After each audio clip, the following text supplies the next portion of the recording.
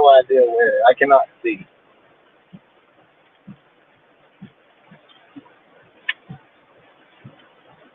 I'm having issues with Starlink. We have moved the stream to the phone. I don't have a mount, so bear with me, guys. Trying to figure it out. I can't lose this stream right now.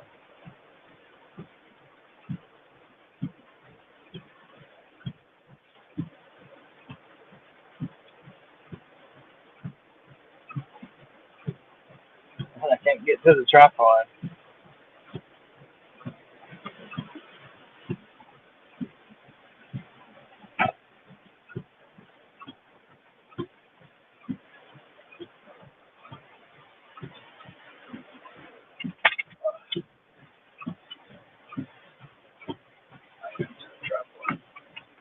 Now, let's see if I can get back to the Oh, my legs don't bend like that, Lord. Oh!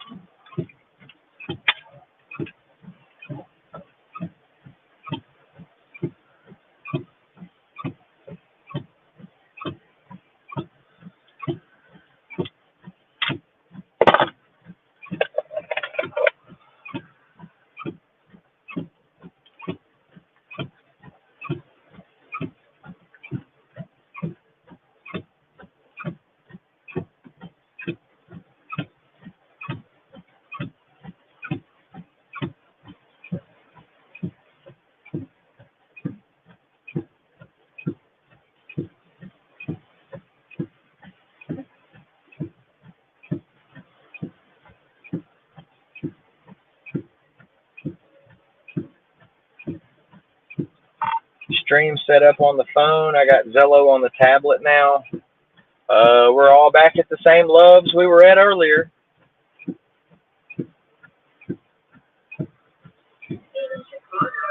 Copy that, sir.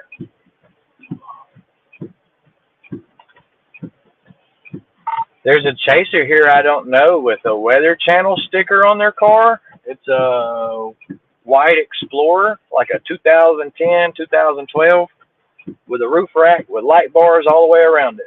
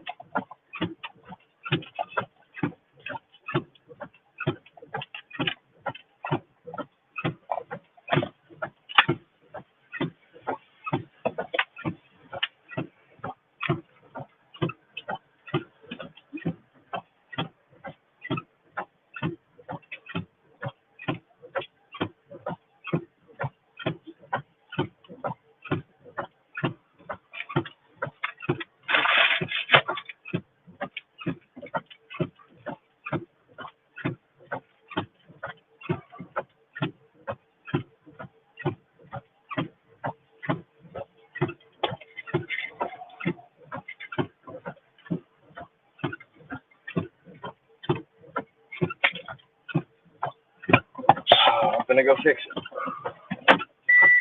I'm gonna have to. It's gonna drive me crazy, dude. I'm all the way down here. My stream's not working. There's Copic.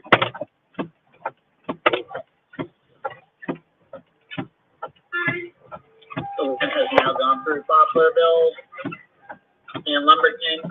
It is moving down highways 13 and 26. It's now past Interstate 59 as well. Now it's moving towards Wigan and US 49.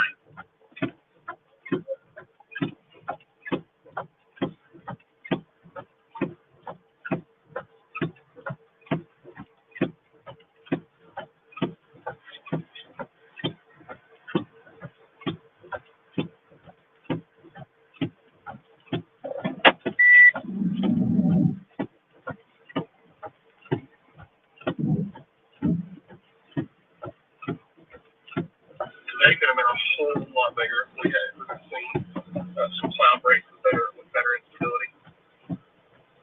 A whole lot better. The wind fills were spectacular today. But Come on, dude. extreme severe weather, you gotta have it.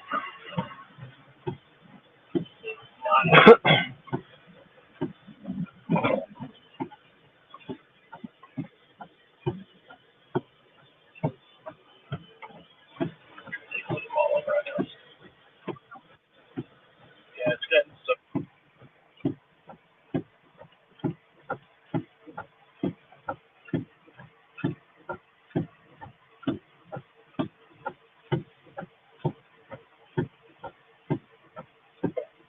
Well, 401's got a whole lot of dashboard. Oh, sorry.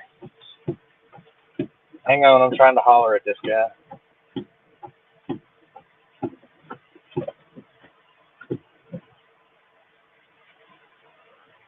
We posted up by the Weather Channel.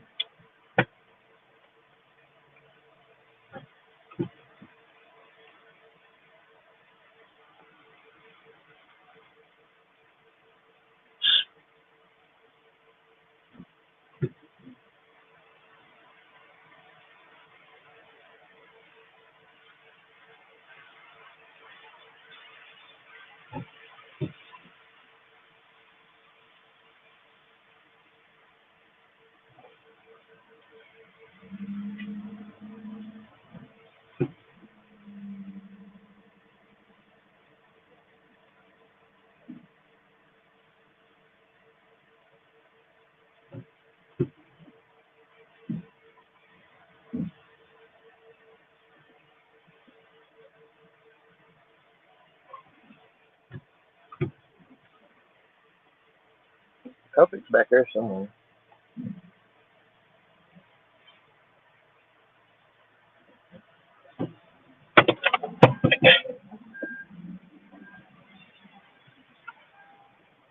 Get out the way. They're going to start converging on each other right here.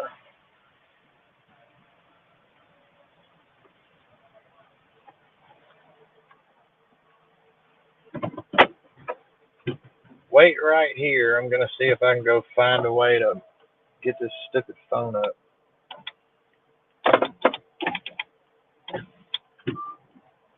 I think that's it for tonight, guys. I really do.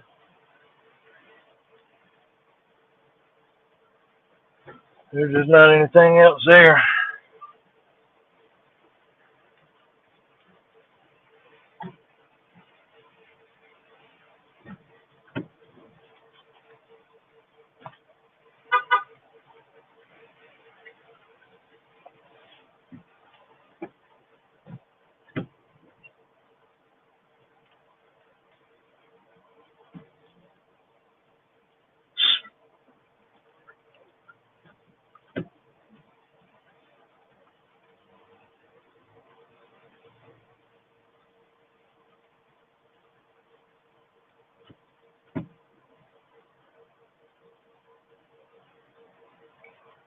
Big bus day. Big bus day.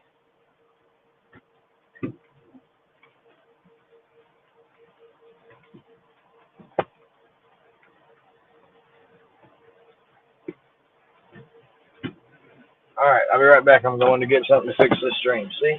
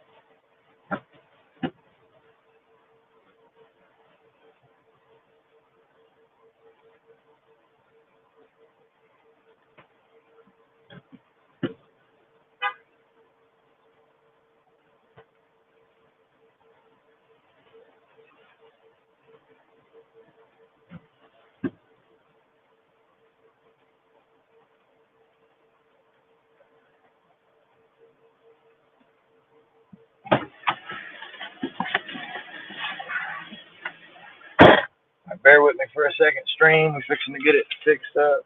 $26 later. I didn't have the money for that. Like, I used every dollar I've got and borrowed money from 2 people for this case.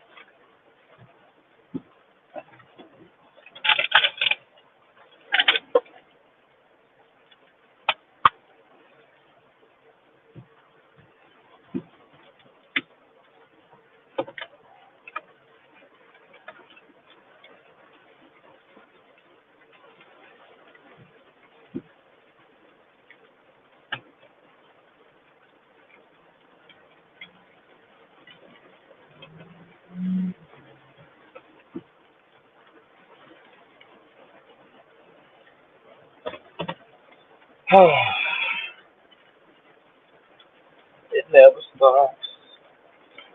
It never stops. No, it never stops.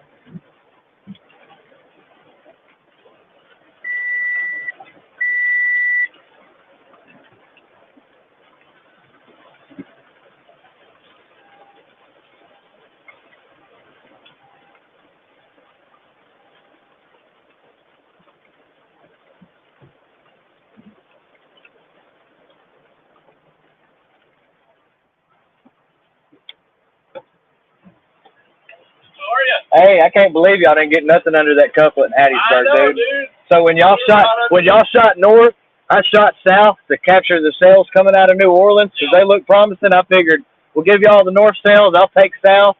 By the time it went warm, I was like, damn it, man. I think it was just elevated rotation. Yeah, I didn't see. I was watching. I was watching y'all's feed. I couldn't see any left or right motion, no rotation or anything. It was garbage. It was elevated. It was so far away from the radar that it was tough to tell. Yeah. I mean, the day went kind of like I didn't think it was going to be a huge tornado day. Evan Freiberger was yelling at me this morning about it. I was like, I don't know why you chase those Mississippi days, dude. It looks like garbage. And I was like, but there's a window, man. Today had a chance to do something stupid. Well, we chase these days for the same reasons that we chased like Northern Illinois a couple weeks back. You never know what's going to happen. So You buzz every time you don't chase. Yeah, every time. I'm a storm chaser. Good to meet you. Yeah, I know who you are. Yeah. We met before, but last time I met you was last year. Okay. Like April. Okay. We were in the middle of parting ways. Oh, hey, I know you. Oh, gotcha. Yeah. I can't believe you didn't get anything with that company. Dude, that was awesome. I mean, it looked great, but I saw it moving a little bit further north, so I tried to position myself in different areas. I probably just should have sat there and just seen it away from the distance. I noticed when you cut up that country road and stopped. Yeah. I shot down. Yeah. About the dust, I got sand on my boot. Going all the way to Gulfport. Oh my God. That tornado warning went out. I was like, I'm here. I'm touching the thing. Turned around, shot back. About the time I got out of all the traffic, I was waiting on it to tighten up. Couple looked good. But There's still a couple of tornado warnings in Alabama. There's still enough over there. Yeah, I live in Okay. right outside of Huntsville. Actually, I've been chasing for like 10 years. Okay. Last year is when I was like, I'm going to do it professionally. Yeah. I started doing the streaming thing. And my main goal is to bring the newer generation in. Yeah. People from doing stuff like that. Good luck with that. Good luck with that. I chase with Torcon Weather Team. Okay. So we're trying to make some Yeah, like I said, just Storm Chaser Live. Okay. You can look up Torcon Weather Team, Torcon WX Team. Okay. And but yeah, we're just trying to, like Reed said the other day on Twitter, we were talking about something, and storm chasing's evolving really fast. It is. We've got to evolve with it, or it's going to outrun us. Yeah. And this new generation needs. All it takes is one more time where everybody pops back on, but I think it's fast, but I think it's going to take somebody dying before people are not stupid. You read the comments and all the other live streams. Yeah. You know, We got to get right. this year. Like have to line up. Well, I'm talking about as far as the big chasers. Yeah. We know what's coming because I read them in the comments. Get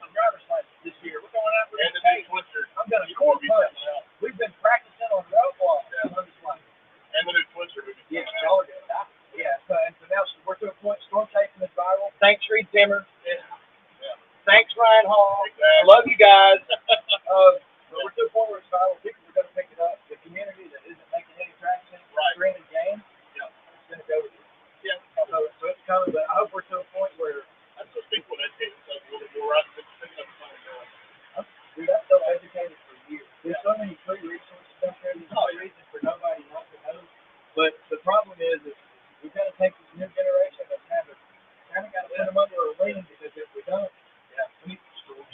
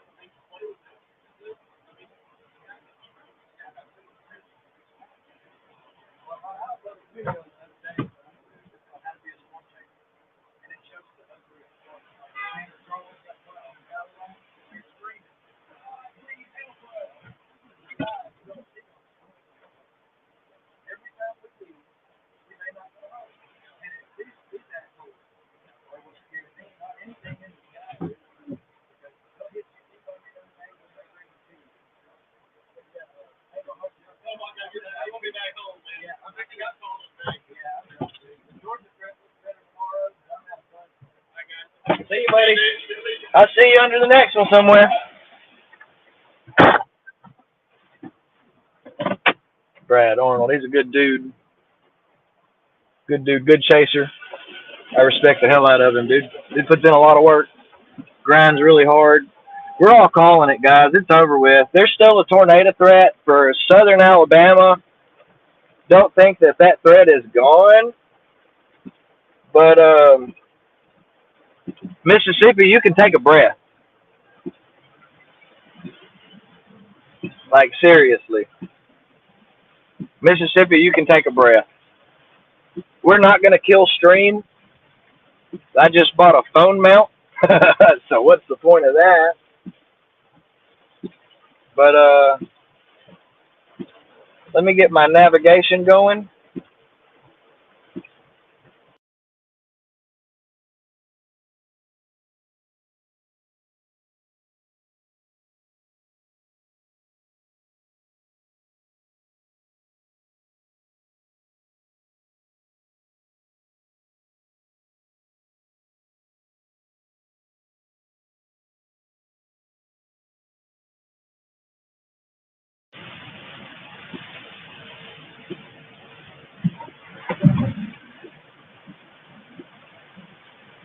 I can't see a ramp.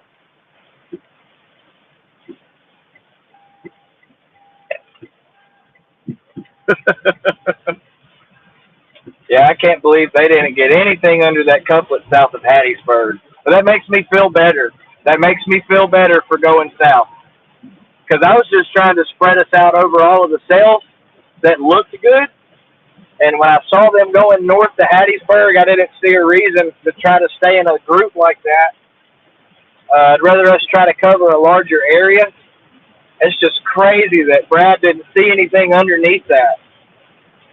Really crazy. But I think all of these, the tops were leaned toward the cold side, and I think that affected things a lot.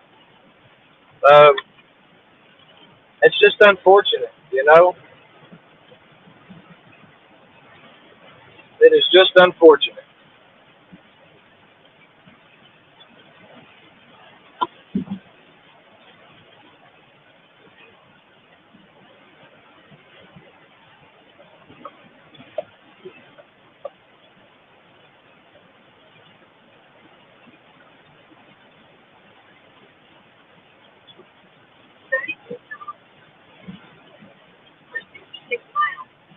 I'll be home right before midnight if you're watching.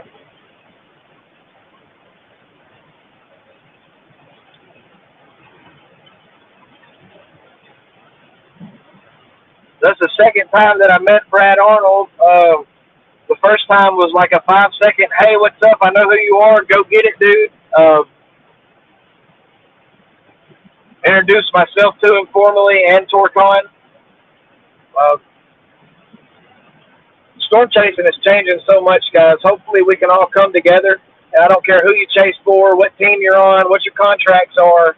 There's a way that we can all come together and pool resources and make a difference. We don't have to tread on anybody's monetizations. We don't have to tread on anybody's contracts. We can just we can come together for the greater good of the weather community and the storm chasing community. We can do really big things if we all work together. There's nothing that we can't do if we try and work together. Ooh, just saw some lightning. Just saw some lightning, guys. I just realized that I am on the Bluetooth.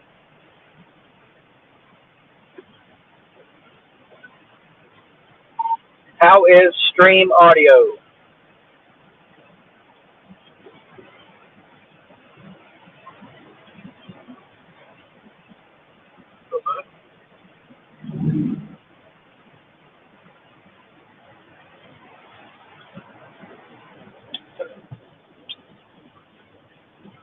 How does the stream sound? How does the stream sound? Sorry.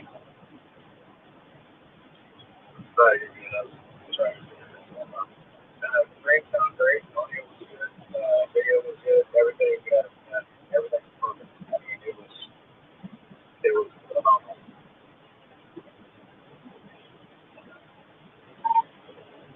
I bought a new mount. I'm having issues with the laptop and the chargers, so I'm thinking about just streaming off of the phone, honestly. Maybe this 18-wheeler won't kill me. Hang on.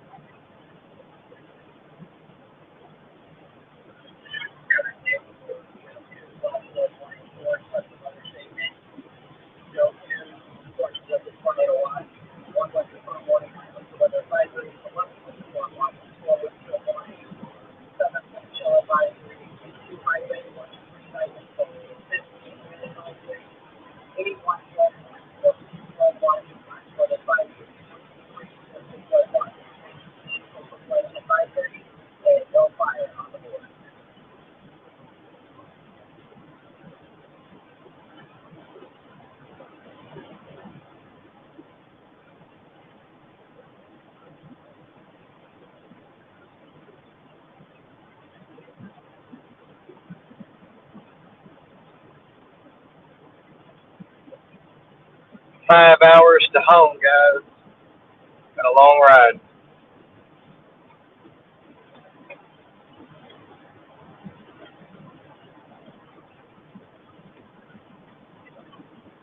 I do apologize to all of the viewers for any interruptions or lags or problems with the stream today. We are proactively working on it, and we want to fix it more than anything else in the world, and we know it's a problem. I apologize. We're still figuring all the Starlink stuff out, what works, what doesn't. Starlink still has some issues of its own that they need to work out. But the only way that you learn storm chasing, what gear works, what don't, is to stress test it, tear it up in the field, and replace it and do it better. That's literally all that works. So I've got 261 miles on this road.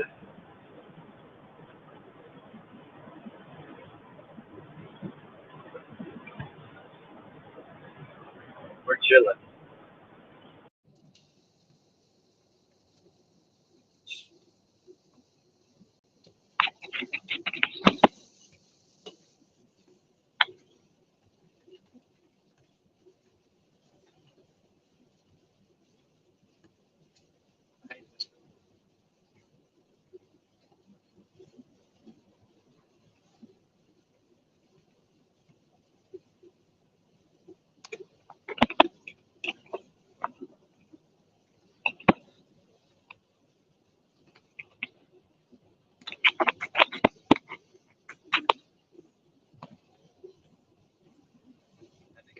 plugged in. That should be an issue.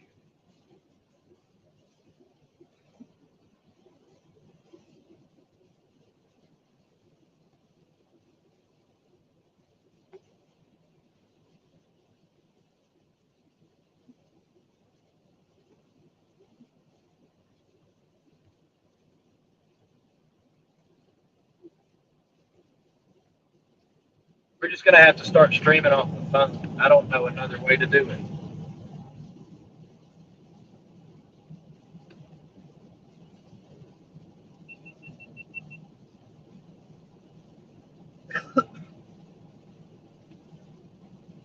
So I need to buy another iPhone probably.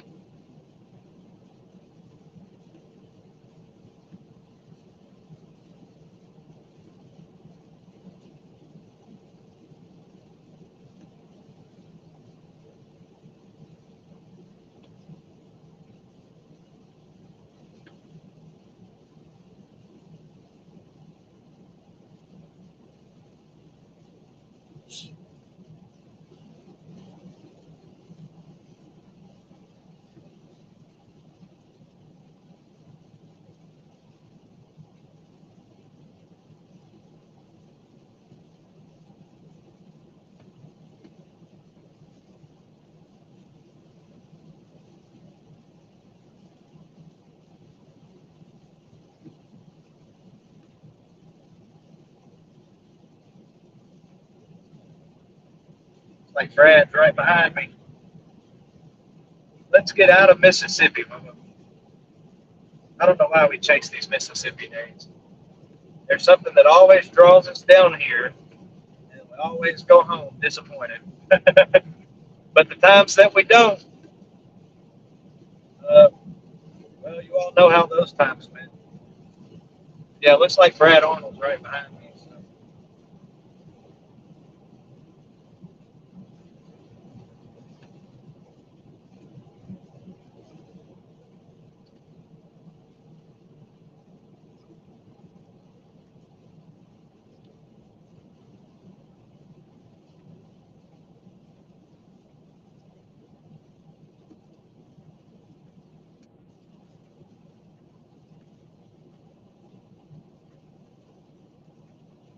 I will say the chasing community made me feel super included today, and I appreciate that. If you guys are watching this or catching this stream, I know I'm quote unquote the new guy, and a lot of you guys are just kind of watching me to see what I'm going to do. I've got really big goals and aspirations for this, and I'm putting everything that I am into doing this. Every part of me, every piece of my soul and being is going into storm chasing, and I don't care to be famous. I'm not trying to be the next Reed Timmer or the next James Spann or whatever. I really, really love weather. I really, really love science, and I really, really love helping people. And storm chasing just brings those three things together so perfectly. And I love what I do. I love being able to do it. I'm not mad or down at all about having a bus today, because in the back of my mind, I know that that means everybody's safe. Nobody got hurt. Nobody's houses are tore up. Nobody's got to tell their kids that they don't have a bedroom or a house or anywhere to go in the morning or tonight. Everybody's going to get to go home and do their thing and watch TV and go to bed and enjoy their lives tomorrow. And that's what we want. That's a big driving factor in this, is mainly chasing Dixie. I don't care that much about going out west to chase. I want to, only for photography and the experience. But the chasing community has got that locked down. There's no need for us Dixie chasers to go all the way out there to chase things unless you just want to. Here we help provide an early warning system and help provide storm reports, damage reports. We help clean up damage, do search and rescue if people or homes or businesses are impacted. The radar network down here isn't the best. That's why you'll notice throughout Dixie we have a ton of weather cameras, radar cameras, and all throughout the southeast and through Dixie to look over these trees to see what's coming because we can't see it from the ground. My main goal to chase Dixie is to help develop an earlier warning system and to push these companies and the government to fix the radar holes and just help out. If I can give you an extra 5 minutes, I know for a fact that throughout our streams today, one of our live viewers was in a tornado warned area, and she was able to find that out through our stream and immediately jump into preemptive action to take cover and go to her safe place and prepare for a tornado. That is what we do this for. We got one warning out to one person that didn't know. That's a win. That is what we do this for. Now, Brad Arnold was directly underneath that tornado warning cell, right in the couplet. He said that he didn't even see many clouds moving. No rotation on the cloud base. No left to right motion. Just he said it looked good, but it just wasn't moving, which is a good thing. That's a good thing.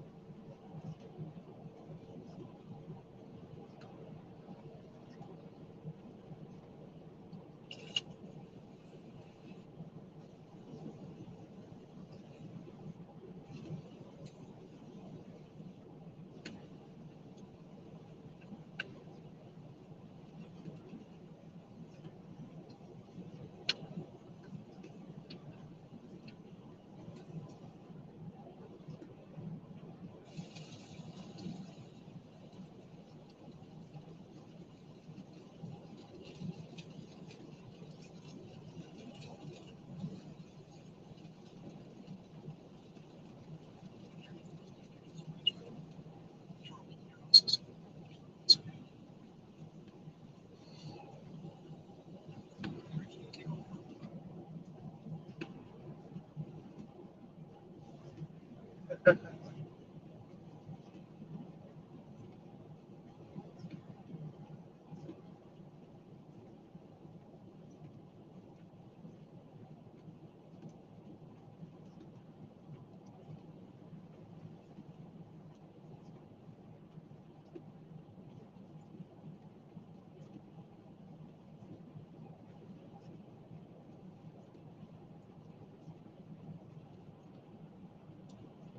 that's why I do not like that mount. But I'm gonna fix it. I'm gonna make it sticky. Yep, I'm gonna make it sticky. I will glue it right there, guys. I don't care. I'm so tired of these phone mounts. I have bought $400 worth of phone mounts. That is not probably more than that, especially if you count the one that I bought Josh Evans because a storm chaser comes to chase with nothing to put his phone on. Whatever. You got to be self-sufficient in this community. One of the quickest ways to make me not want to chase with you or mess with you is to not bring your own things and not be self-sufficient. I can't give you my phone or my mounts or my camera, my SD cards, etc., etc. I might as well just give you my underwear, my socks, my dog, and my wife. And that is not happening. Uh, I pay for all of this stuff out of my own pocket. I work my butt off for this stuff. At the end of the day, I usually go home broke, like today, trying to reset, figure out what I can do next. When's the next chase? How much money am I going to need for it? Let's start hustling. So I'm already negative 110 bucks for next week. And next week ain't even started yet.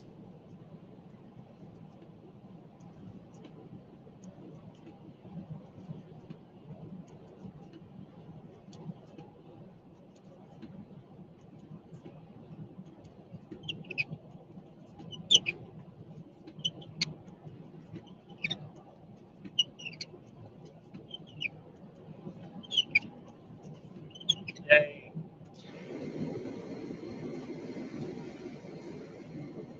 More rain.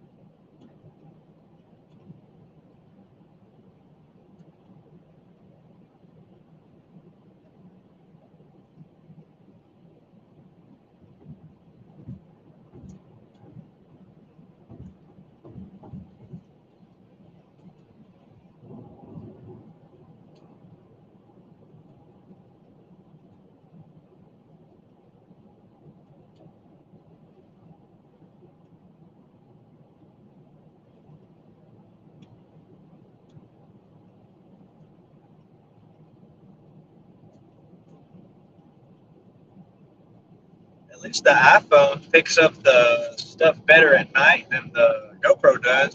We're just going to keep streaming like this. I found it. And I thought about this today, and I was like, man, I should have brought my phone out. I didn't bring my phone out. I didn't bring my hat. That's why we didn't get a tornado today, guys, because I'm not wearing my lucky hat. That is why. I owe everybody that chased southern Mississippi an apology. It's my fault that we didn't get tornadoes because I didn't wear my twister hat.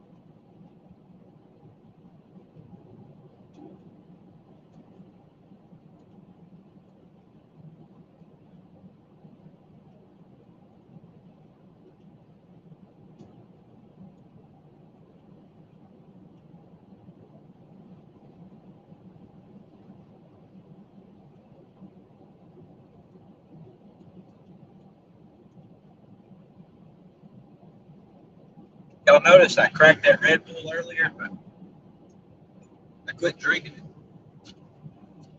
I figured I was going to need it for the ride home.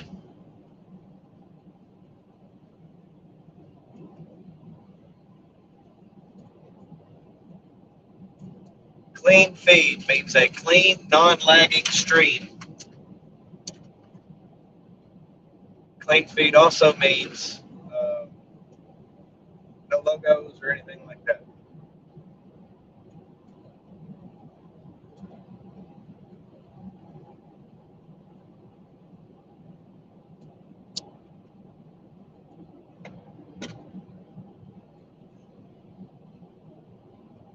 Well, that was lightning, but that's a radio tower or something. Low-lying clouds right here, I can just barely see them.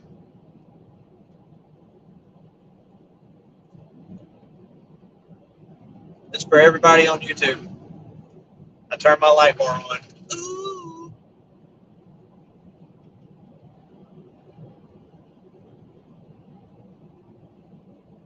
I have decided that the light bar on the back will only be initiated or turned on during emergency situations, like real emergencies, like tornado intercepts and search and rescue. Past that, will not be using the rear light bar. Thor's going to undergo a couple more cosmetic changes over the next week or two. Also, you know what I just thought of? I don't think this is a good airport.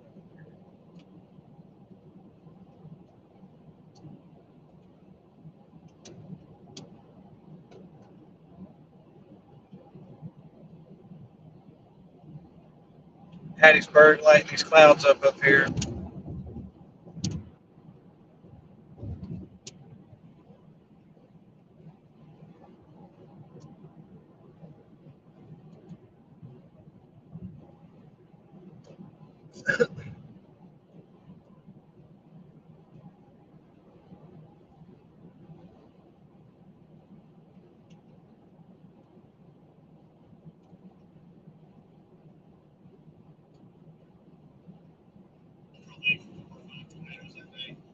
Second chase ever. I didn't have any radar apps on my phone. I was literally using the NOAA. Go back to the YouTube feed so that I can chat back and forth with him a little bit. And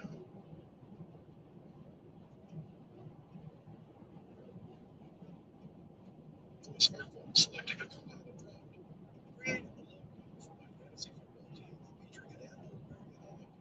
So I can probably use it. Watch out. Just I haven't kids. Yes, I do. Our little dog Murphy. He's a miniature Bernedoodle. He's half Bernese Mountain Dog and half he is a mess. He is crazy. He is the life of our house. Sometimes he wakes up and he's tired, and it's just a lazy day for him. Sometimes he wakes up and chooses craziness. So, he's getting a little fluffy now. He was only supposed to be about 35, 40 pounds. He's getting a little chunky. He's a little chunk right now. So, let's see here. This week, so that is a good question because I've used a ton of wipers. And wiper fluid. I think my favorite wiper fluid is the bug remover with either Windex or Rain-X. Because as far as wipers go, it's really dependent on your car because I had a 4-car Tahoe. I would always use Rain-X now, but now I use anytime a Bosch wipers. I seem to do really well. My car doesn't do well with silicone wipers, so that's a good question. I'm trying to find out the best wipers. So, the last day that Tesla's, yeah, it's nice time to leave like it wouldn't be fun to leave. There were, I think, like 5 or 6 leaf that day, but Tesla's was not one of them. It was a strong EF, very close to the EF5. Hackleberg EF5 that day.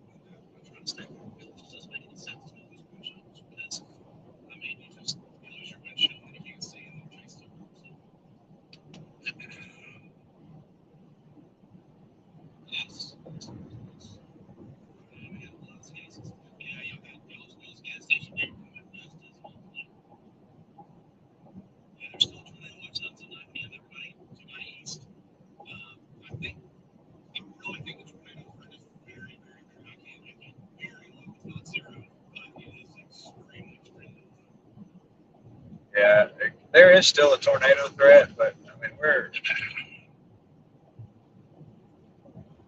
talking tiny stuff.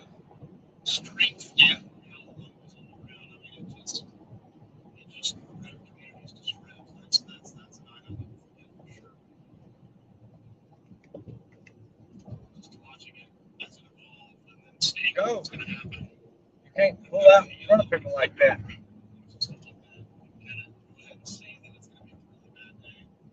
Man, go slow. Jesus. Non-driving. Why are you on your brakes?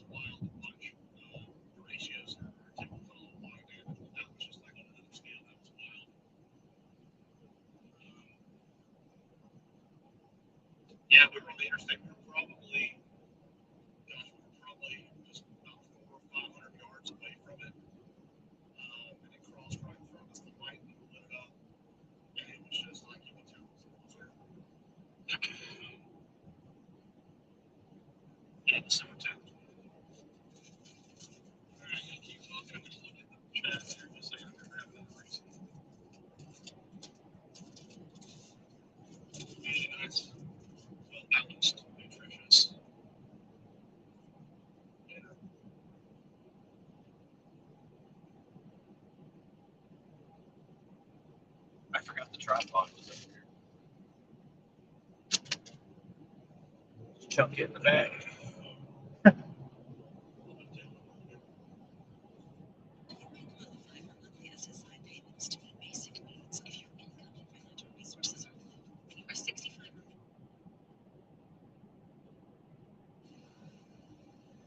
I mean, obviously, like mine are April 27th and Mayfield. I've seen a lot of tornadoes with those for 2 years. What about y'all? What's the worst one y'all been in?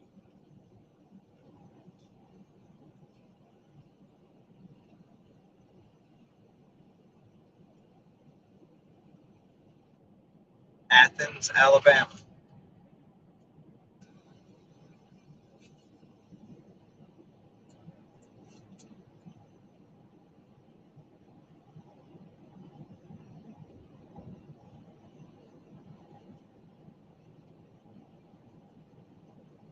You know, Lake Fork stands out for sure last year.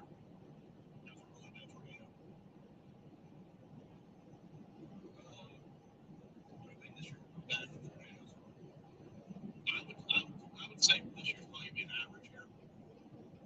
I still think Dixie Alley produces tornadoes. It's yet to be seen if the plains wakes back up again. The plains haven't produced on the scale that the plains normally produce at in probably over a decade. For a very long time.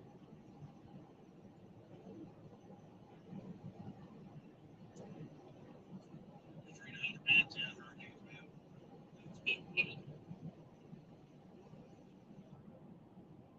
Did you have any problems with Starlink today in Hattiesburg? Mine acted crazy.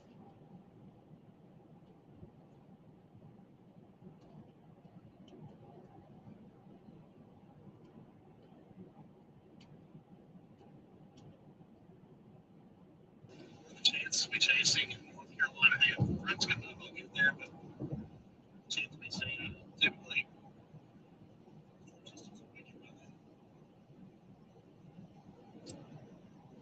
Oh, yeah, 1973. Remember that one? It was actually great outbreak. There have been 2 super outbreaks. November 3rd, 1973. April 27th, 2000. Both of those outbreaks impacted my hometown of Athens, Alabama, which has now seen 3 EF5 tornadoes.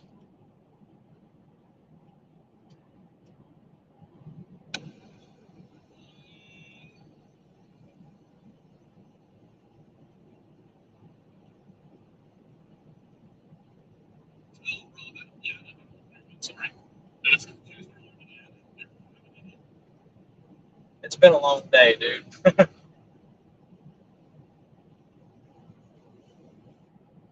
It has been a long day. Athens, yeah. Oh my God, that thing's huge. It's like a mile and a half wide. I've seen quite a few tornadoes, quite a few EF4s. I've actually, fun fact, I've never seen an EF5. There are a lot of people that are chasing right now that have never seen an EF5. Just, I watched the EF5 cross Highway 31 in Athens. what happened? I mean, when's the last time we had one? 2013.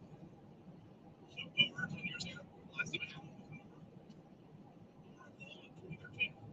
Yeah. Lake Fork was an EF4. Mayfield EF4. Mayfield should have been an EF5. But we're not going to get on that train. No. We're not going to open up that I can. agree with the rolling forward rating, but yeah, Mayfield, Kentucky. I have my own feelings about that.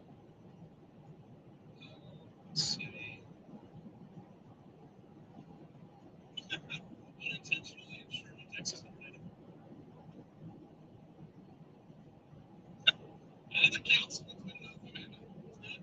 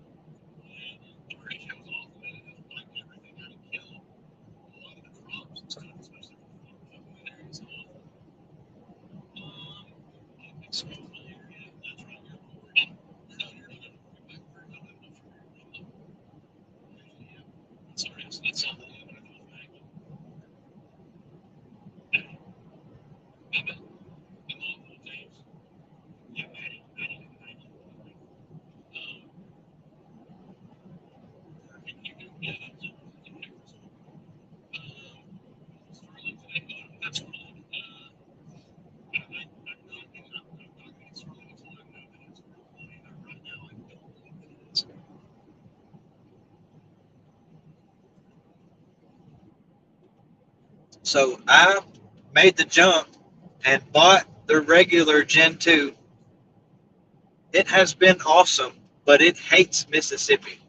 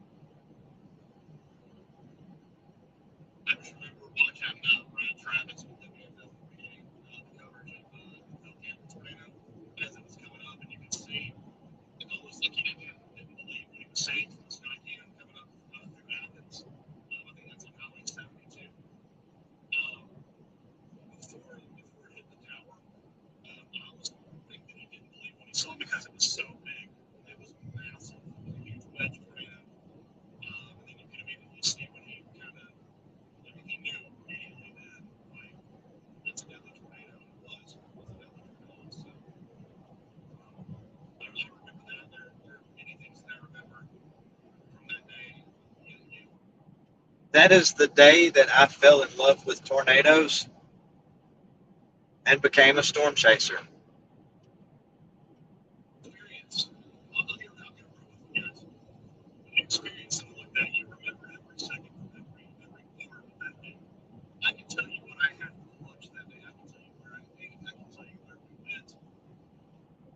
I can still remember the smell standing in that field in Tanner.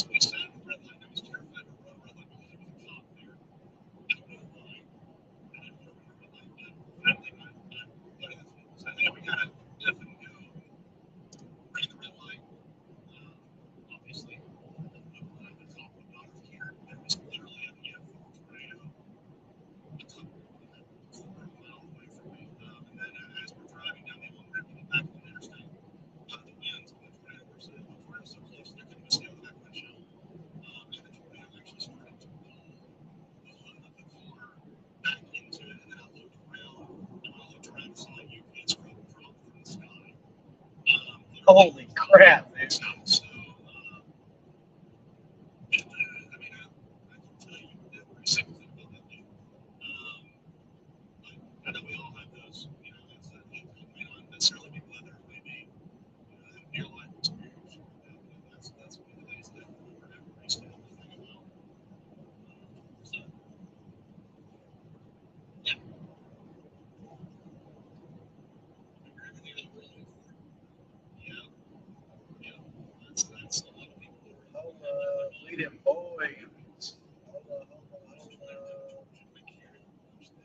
mine. That car's stuck.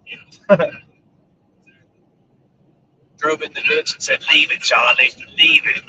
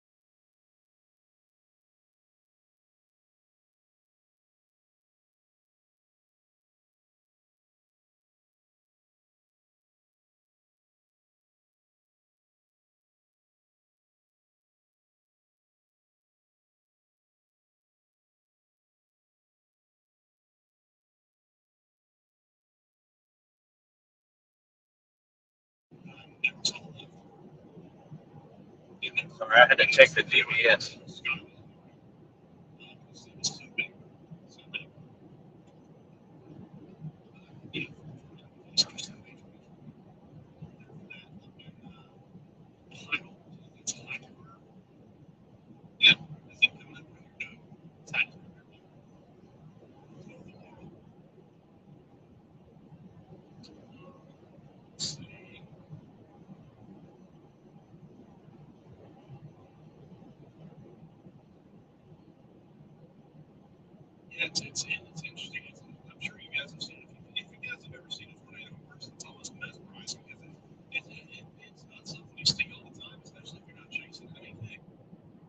A lot of new chasers end up getting hit because they get stuck staring at the tornado.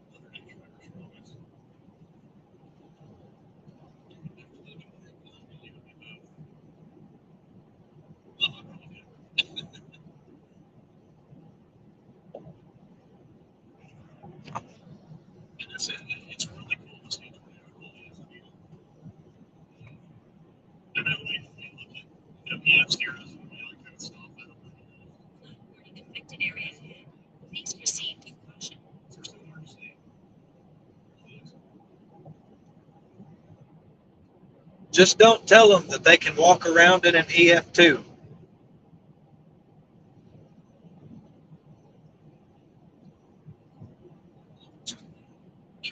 miles. Continue onto I-59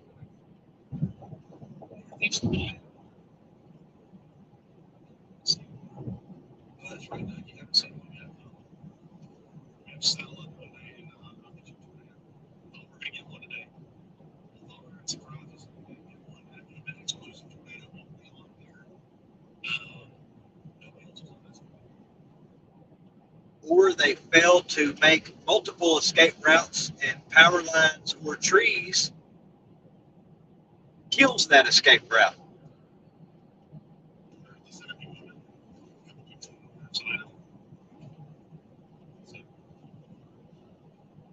Chasecation next year. Yeah, all the moderators are going to be going on Chasecation in May. So I already told them, I'm not going on the Chasecation, but I already told them, there's a setup. As long as it's good, I'll be out there. I chase all this stuff. So I chase mostly everything. As long as it has a decent chance of producing tornadoes. As long as my wife lets me. It's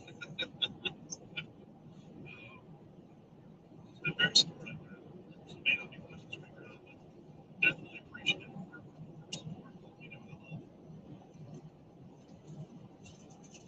Back to the recess. It's hard to find a good chaser wife. I guess we both got lucky.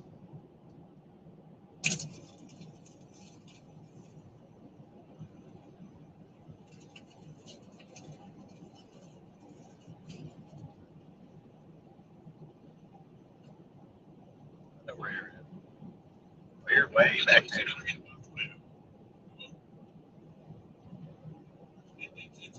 hard to get the F5 tornado because you have to have it. You have to have the damage indicators, and you have to have it in a nice community with well-built homes.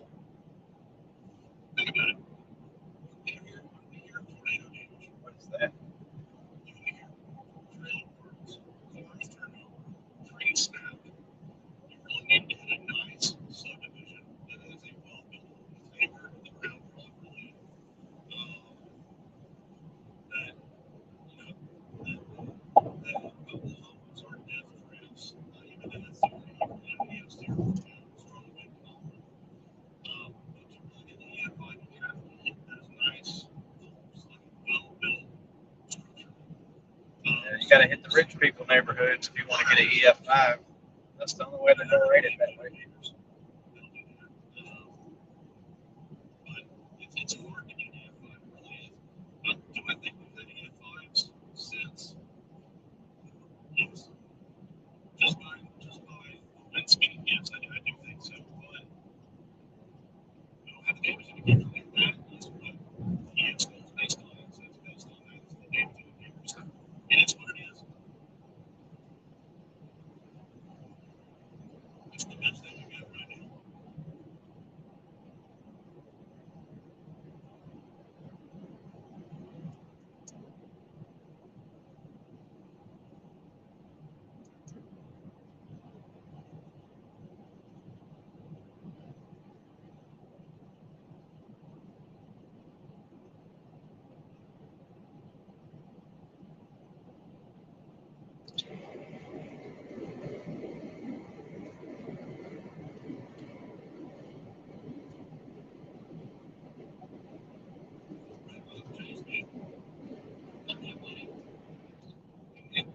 Be safe about it.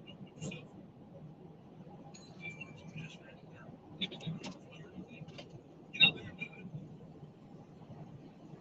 When you go to negotiations, that's good. I've been doing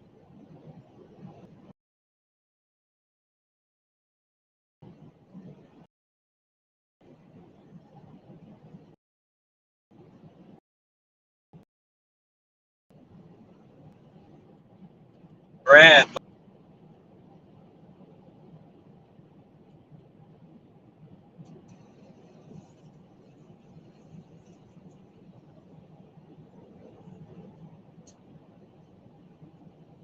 was literally the only thing I got today. But I did get it. That's more than everybody else got.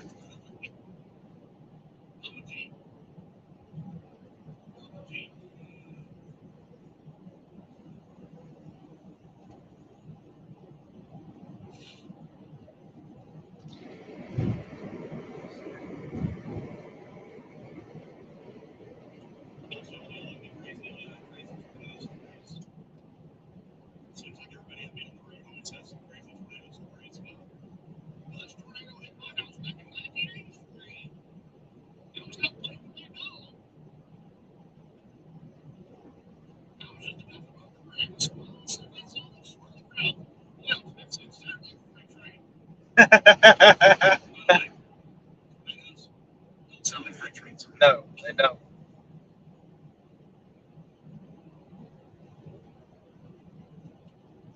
It's a low roar, but the ones that I've heard in the EF5s from Athens didn't sound like trains.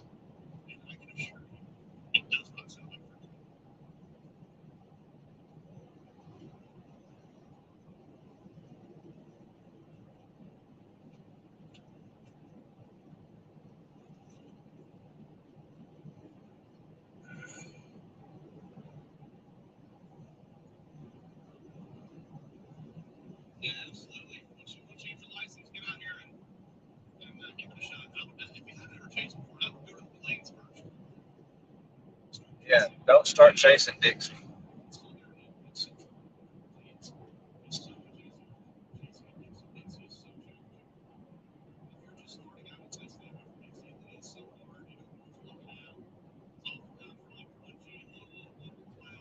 In 2 miles, continue onto I-59 North.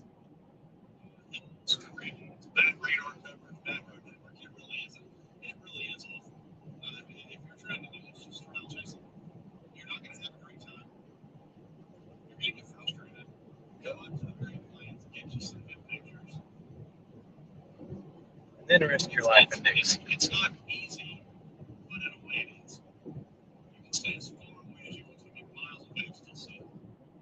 If you do not know what you are doing, Dixie will kill you.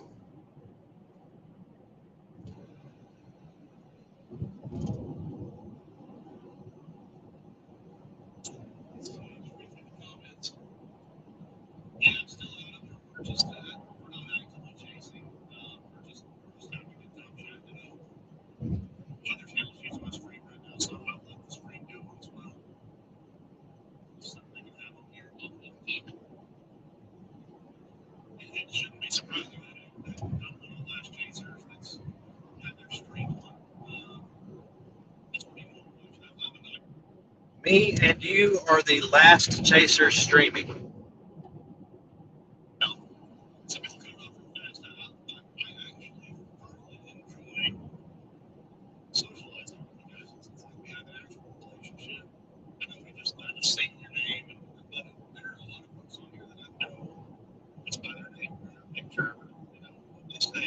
Use the left 2 lanes to continue onto I-59 North.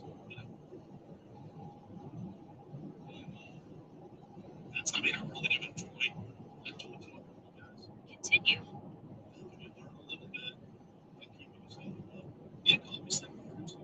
199 miles. Continue straight.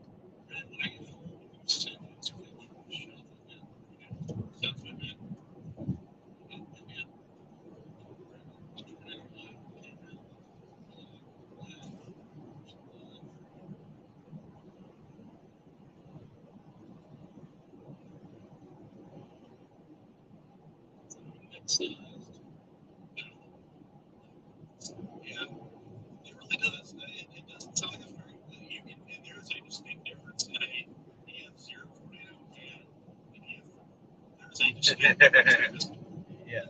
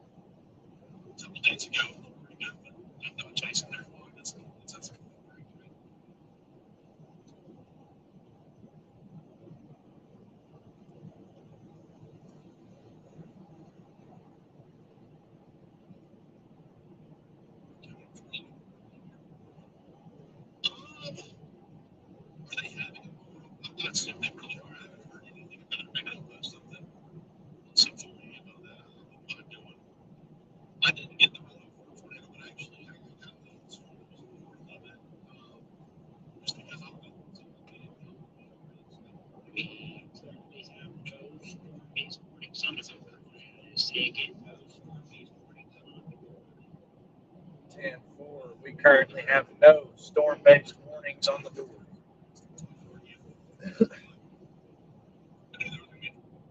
We currently have no storm-based warnings on the board.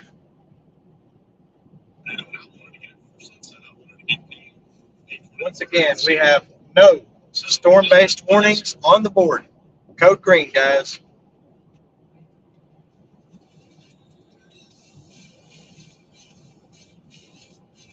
Yeah, I need ads on my line.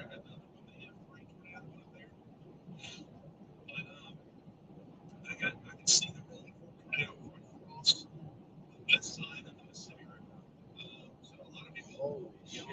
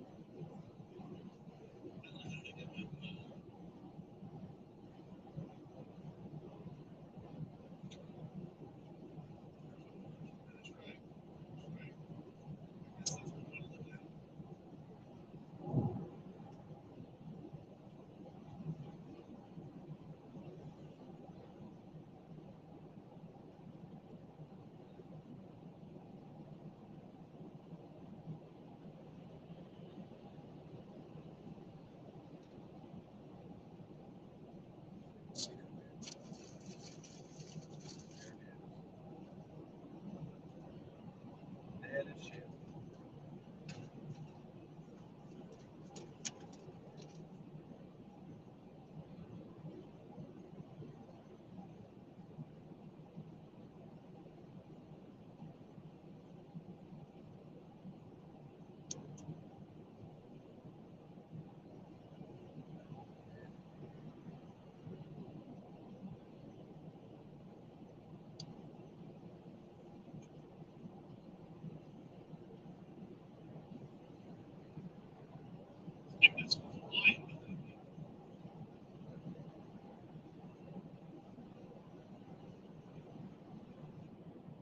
I had an 18-wheeler try to run me out of the slow lane 4 days ago chasing in Corinth.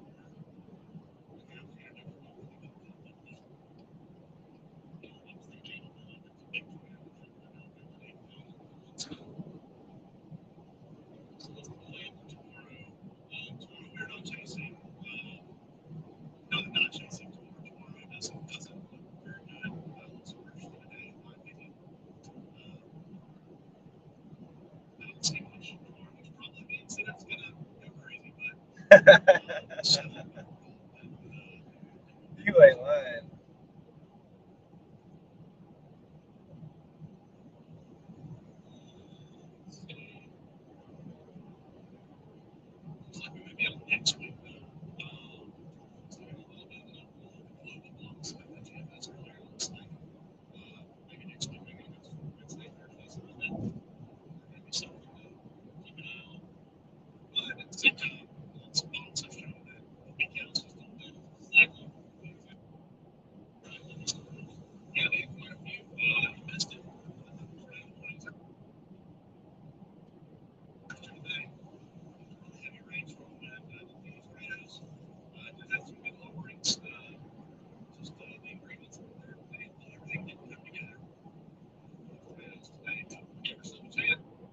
It's March.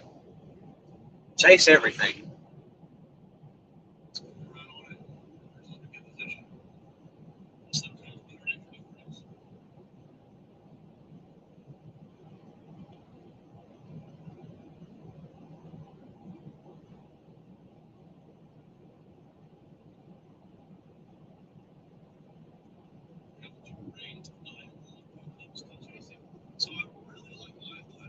That's why we're going to make it sticky. The vibration makes it drift down very, very slowly.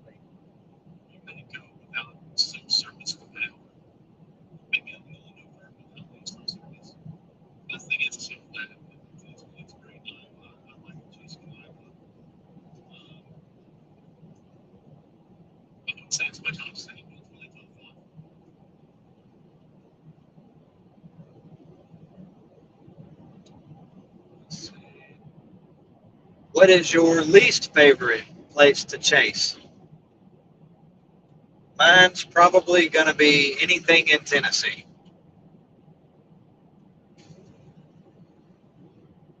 and Mississippi.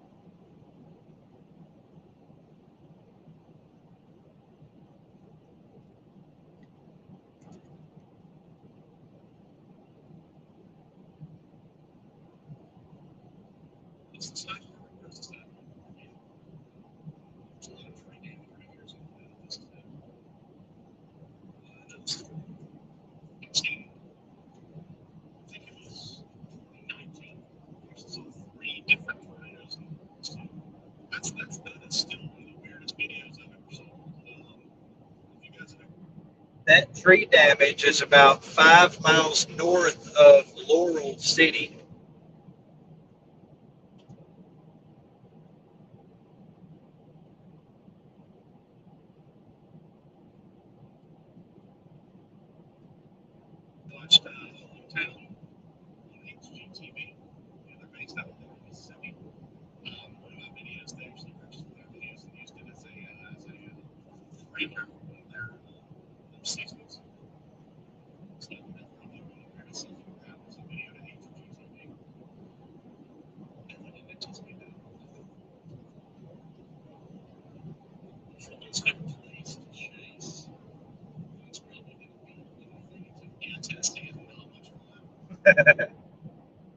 Tennessee sucks.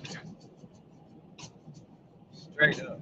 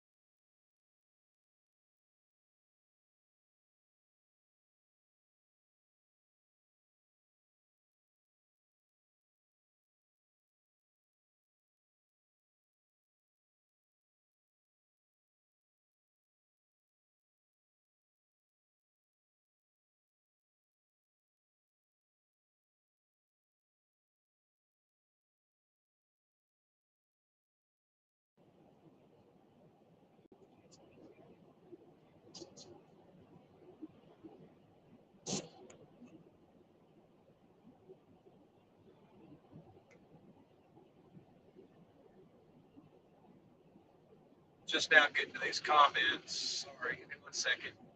Let me read these.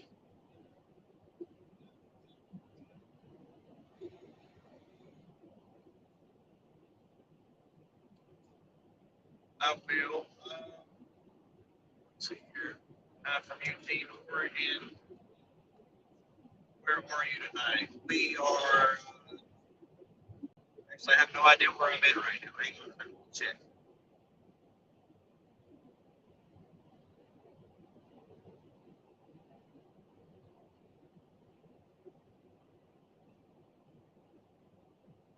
I am just north of Heidelberg, Mississippi, on 59 northbound, headed to Meridian, Mississippi. We are headed back to home base in Athens, Alabama. Oh, they got them. We're headed back to home base. We're calling it. We're calling it a chase. So we're still streaming though, just because I enjoy talking to you guys. Thank you guys. What's up, Cornwall?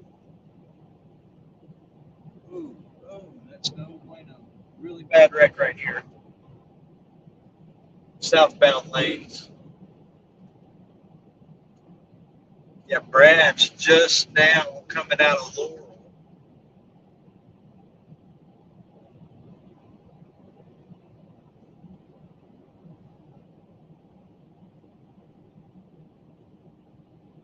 About 20 miles ahead of him. 17.05 miles ahead of Brad right now.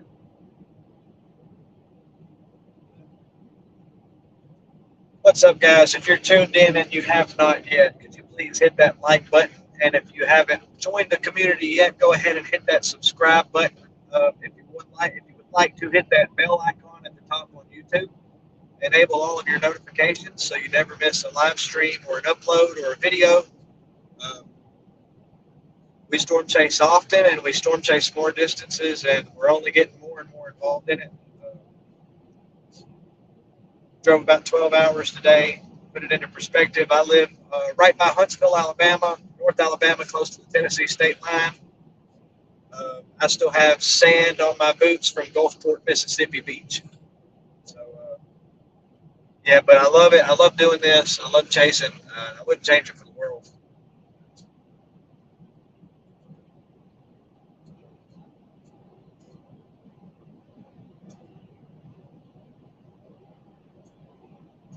Some low-lying clouds here, some fog, apparently, or some rain.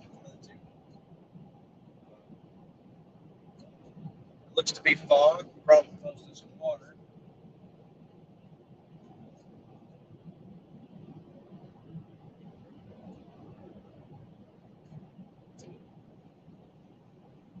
So that was pretty soon for us. I said it was huge.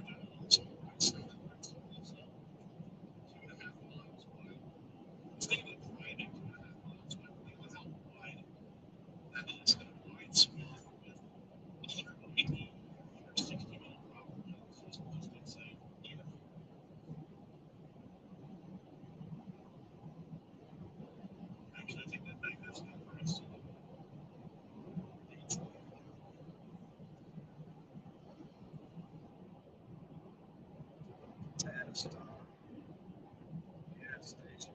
Let's find the loves.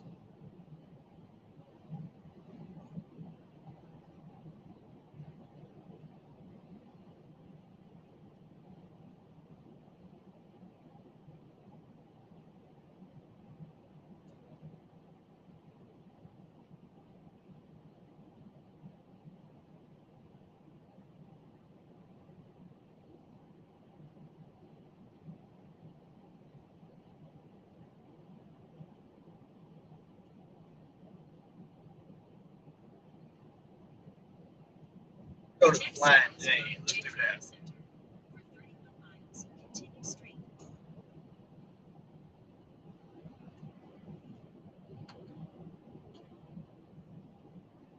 There is still a tornado threat overnight, guys, into southern Alabama, southwestern Alabama. The threat is low, but it is not zero.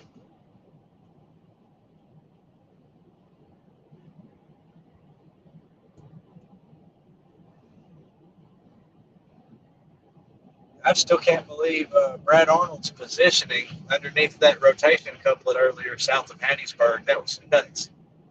Perfect play, Brad. Good job. Really good job. You can't get better positioning. He was literally right underneath the couplet. So if there was anything there, he would have seen it. As far as we know, the tornado warning from today in Hattiesburg, Mississippi did not produce, and I haven't seen or heard of any damage reports yet. And Torcon would have done caught them if they were there. So didn't produce. Just a lot of rain. Flooding's the biggest threat. Some wind.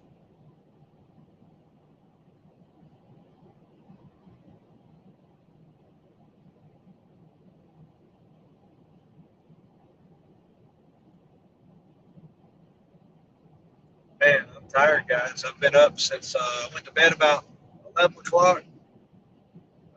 Was up all day. Got up early yesterday. Went to bed about 11 o'clock. Was back up at 2:30 looking at models. Went back to sleep. Got up at 5:15, 5:30, and hit the road. So that was about 14 hours ago almost.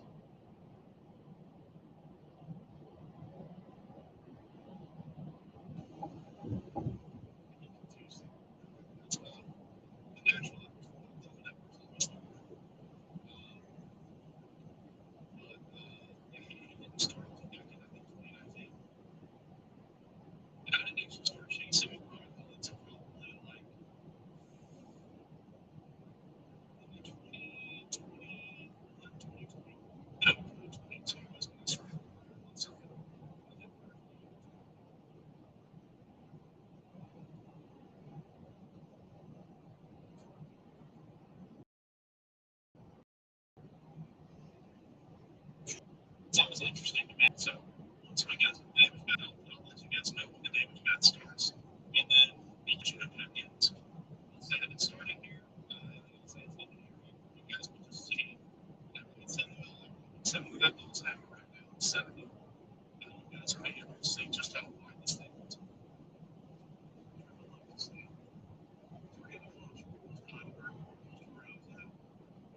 I remember seeing that sign.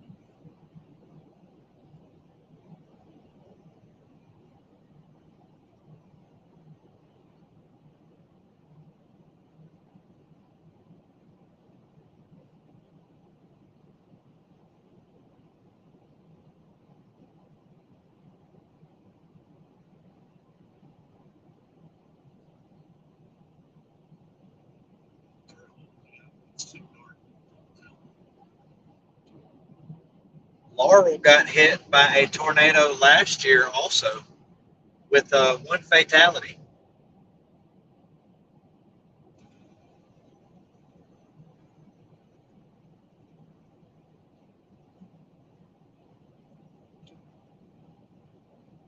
So I'm not paying attention to how much you're now this is.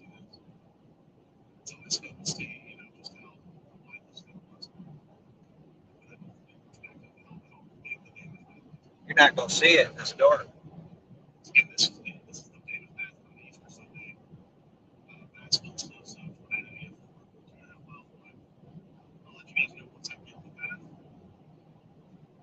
to that. Bert, I've actually been singing that in my head off and on all day. Life is a highway. I'm gonna ride it all night long. Except for me, life is a tornado. I'm gonna chase it all night long. You should make a remix.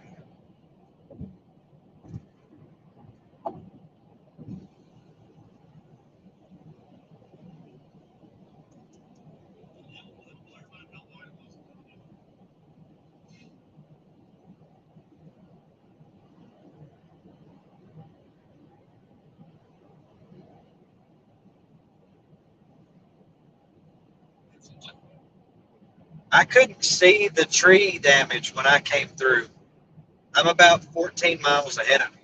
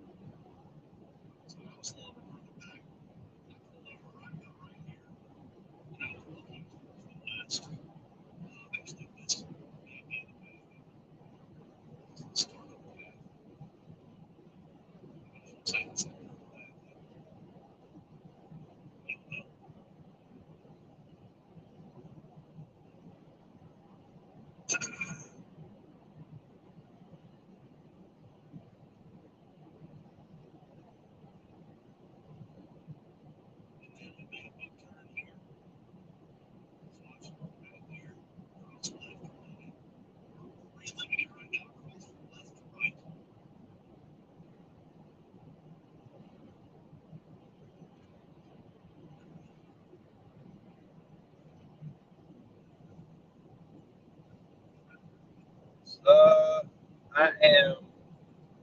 Hang on, I have to look back at it. I can't remember the name of this town.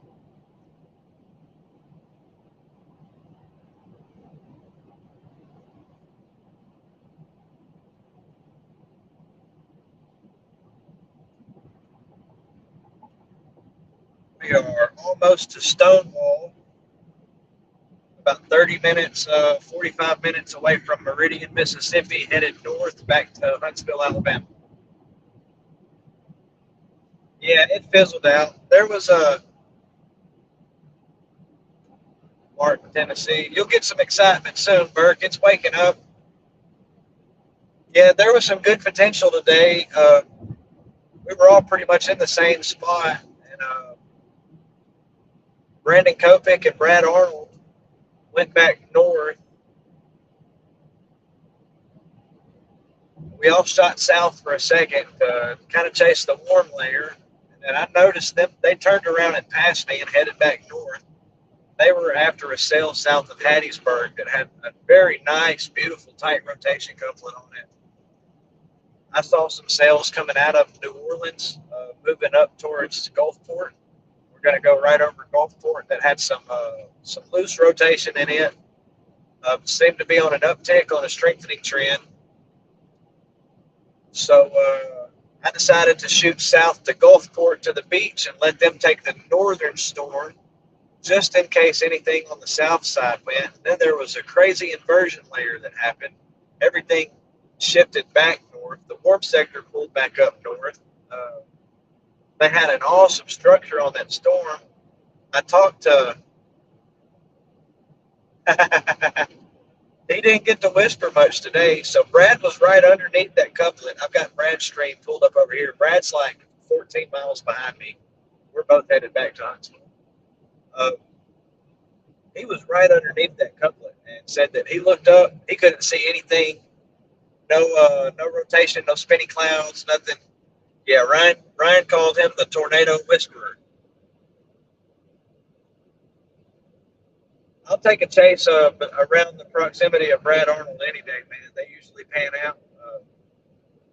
I told everybody I didn't wear my lucky tornado hat today. I didn't wear my twister hat, and that's why we didn't get any tornadoes. So it's my fault. Everybody can blame me. I do apologize. Next time I'll wear my hat, and we'll get a big nader. Yeah, I heard him. Everybody was disappointed today, but it's important that we chase these low segment, these low risk days, these 5%, these 10%. And my example would be everything that happened a couple of weeks back in Northern Illinois. It just goes to show you that sometimes you've got a flip side to these sales and these events, and sometimes they underperform. And what happened here was we didn't get any good discrete supercell development into that warm sector, southern Louisiana, to grow and build up into southwestern Mississippi. And so there were a lot of large, strong cells very closely clustered together, and they just canceled each other out. It just created a big old rainstorm. And so that cell that Brad Arnold and Brandon Kopic had south of Hattiesburg earlier, which Hattiesburg was my original target location. I picked Hattiesburg out around 9 o'clock last night. Everybody else seemed to hone in on that this morning. I was already on the way here. Most chasers chased yesterday out of East Texas into Louisiana. I didn't. I stayed home and reserved it for today. But But yeah, it was a bust day, which not a complete bust. I got a lot of good footage. Yeah, so Reed has some pretty awesome tech. Chase and Spin develops all of his tech, but his infrasound recorder is really awesome. And honestly, they're not really hard to build. You just have to have some technical prowess and some programming knowledge to build them. You can build them really cheap. Chase and Spin also builds their model rocket probes and the probes that they put in ground probes. So, yeah, Chase and Spin, that company is doing their thing. I'm really excited to see what Reed. I do have a Twitter account to follow. It is at Dixie Twisters, I do believe. But you can just look for Storm Chaser Rob Back Baby.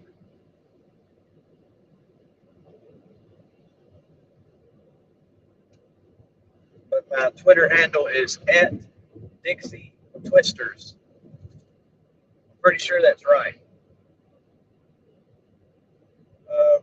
If you would like, I don't know, you're watching on YouTube, you can go to my YouTube account, and there's my Linktree link is in the bio, and all of my social media is on that Linktree.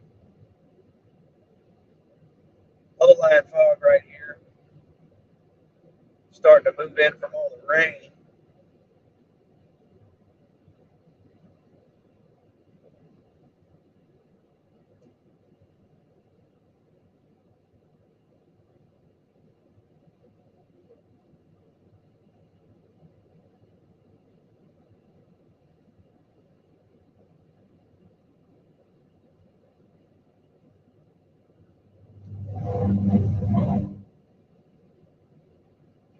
Pay attention, Ron.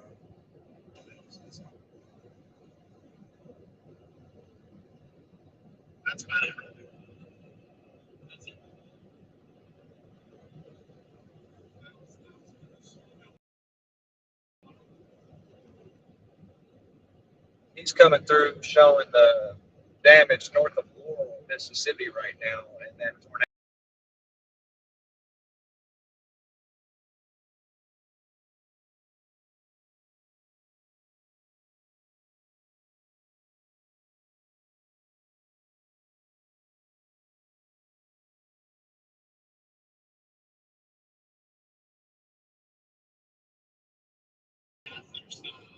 I figured it out, guys. I'm gonna have to stream off of my phone. OBS just sucks.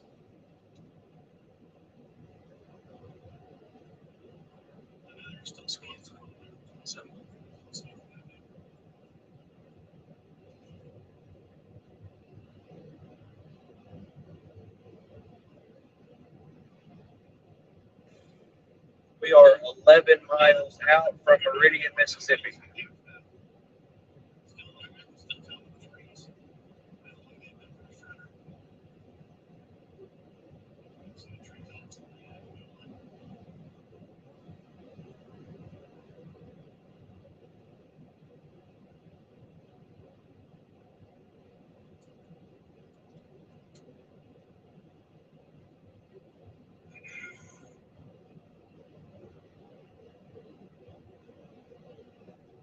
Lauderdale County, Mississippi. I'm ready to see Limestone County, Alabama. It's been a long day, guys.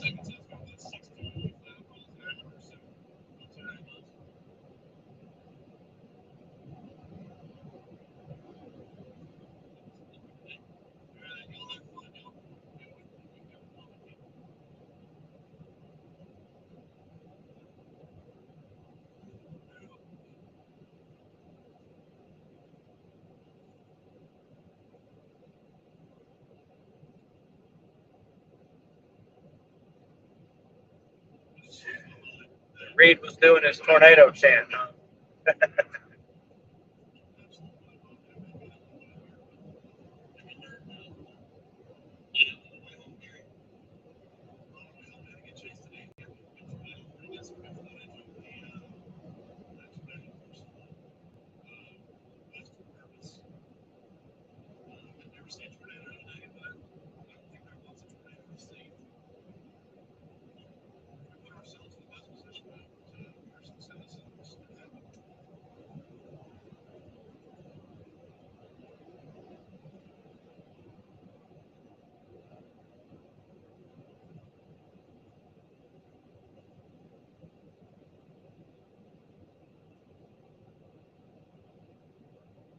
In 10 miles, take exit 151 toward James Cheney Drive. Sink into a abyss of white sand.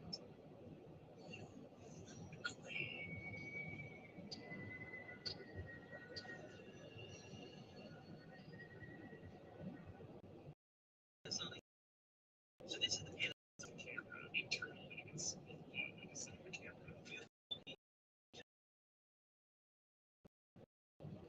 So for now,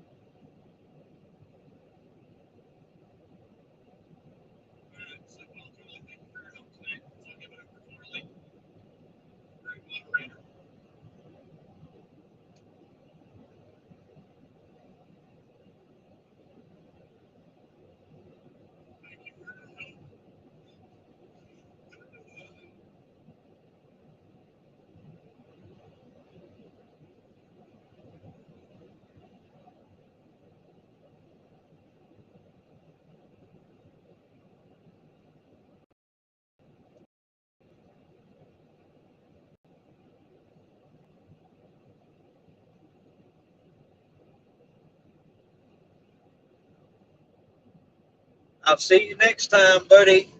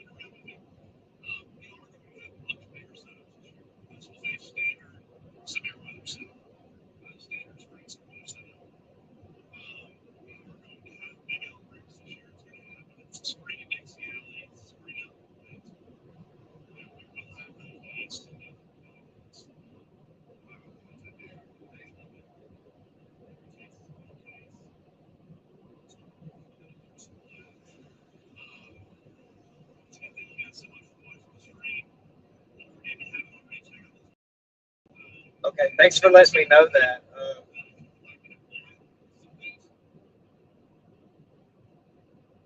Hang on 1 second and I'll tell you what it is.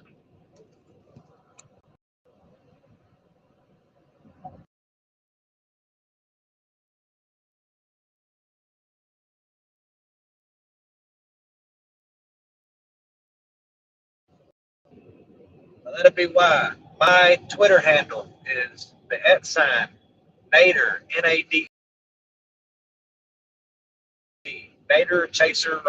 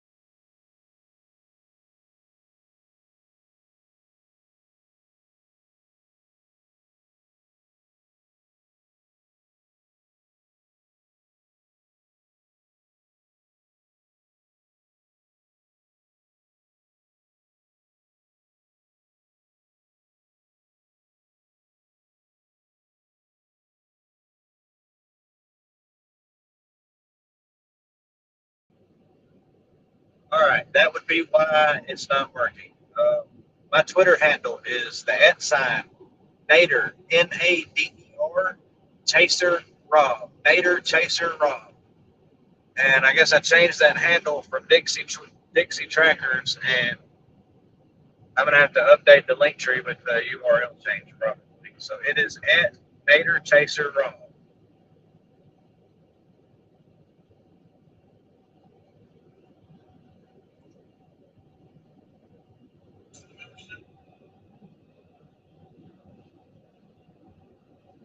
Brad, that got off.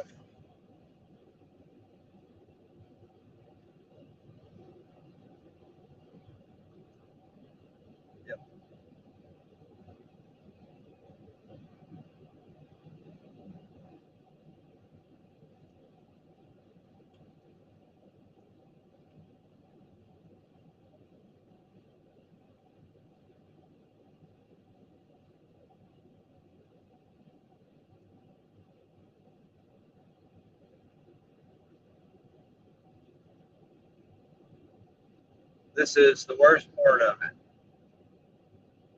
Awesome. Good job. I knew I had something wrong because I was like, no.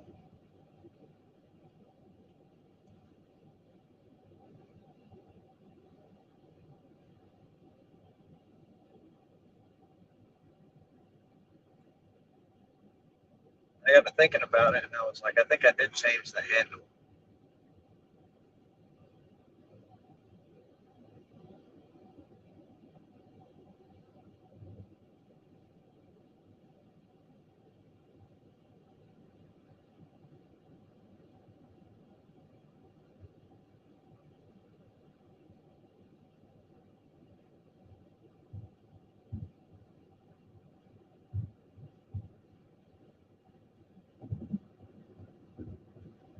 In 2 miles, take exit 151 toward James Cheney Drive.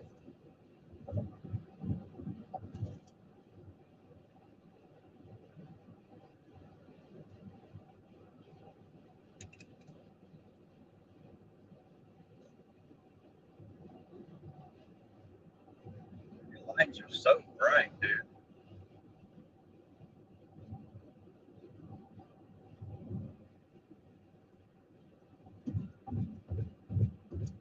Then they want to say something to me about running a light car, but they can run 20,000 lumen headlights on these new cars. It's crazy.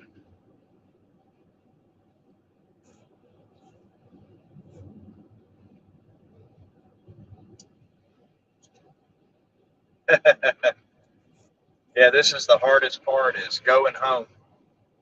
5 hour drive, 5.5 hour drive home. And a lot of times I'll stop at a Love's or something and catch a quick nap in the car, but I don't want to tonight. I want to go home. So I'm only got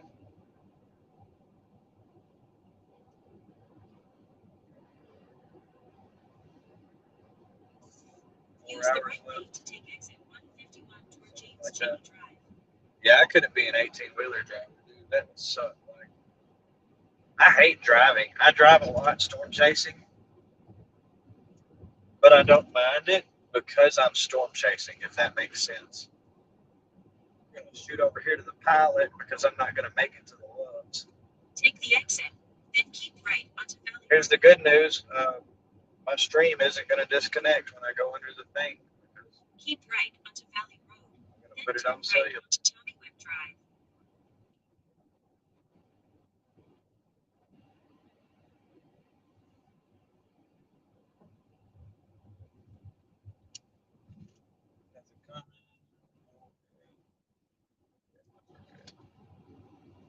Turn right onto Tommy Webb Drive.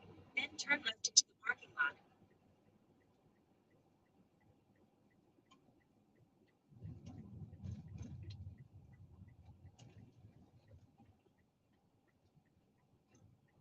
Turn left into the parking lot. Then arrive at your next stop.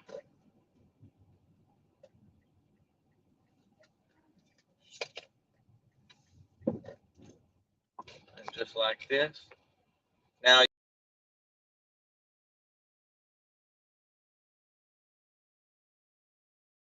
and that quick, we swapped from Starlink to my cellular network when going under the canopy. See, I'm figuring this out. And now guess what? I'm turning my car off for a minute. Let it rest. Y'all sit tight for a second. I'm going to be just a second.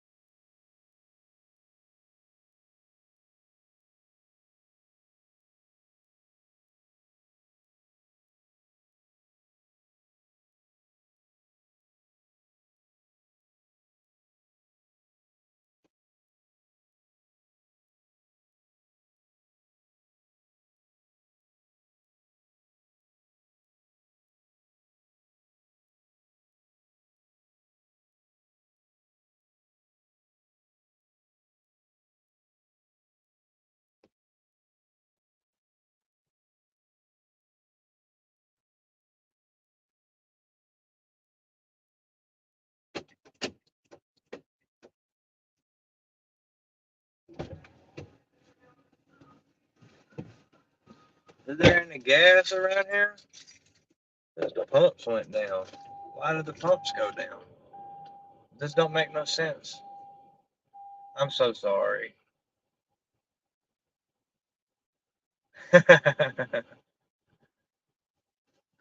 Corey's funny. I like Corey. I'm gonna eat this sandwich. They said the pumps went down, but I mean, dude, I need gas.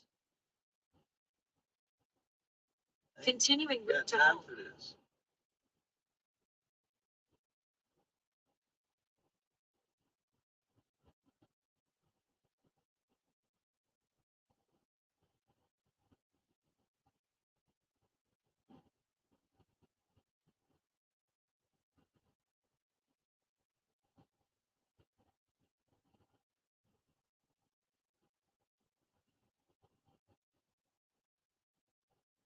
I don't understand. I've been up too long, guys. My voice is starting to crack. I don't know what to do, dude.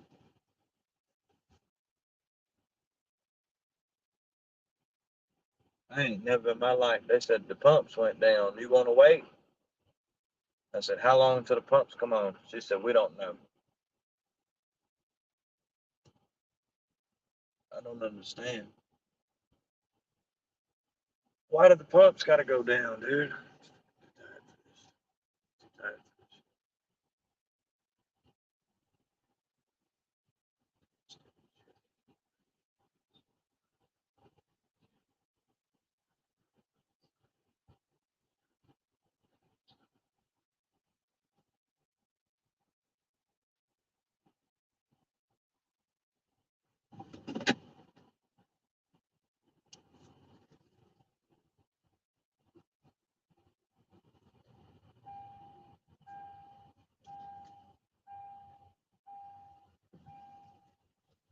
2 hours for dang, Lord.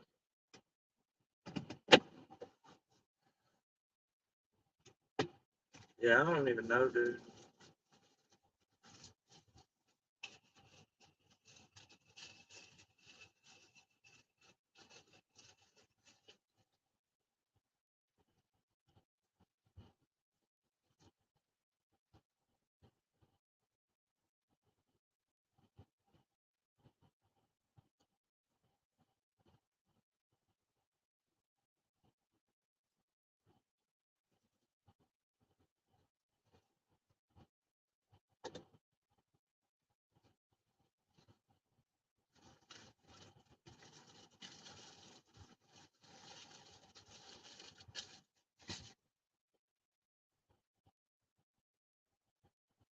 Right.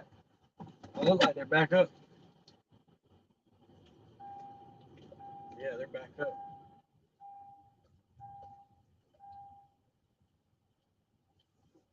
Man, get out the way.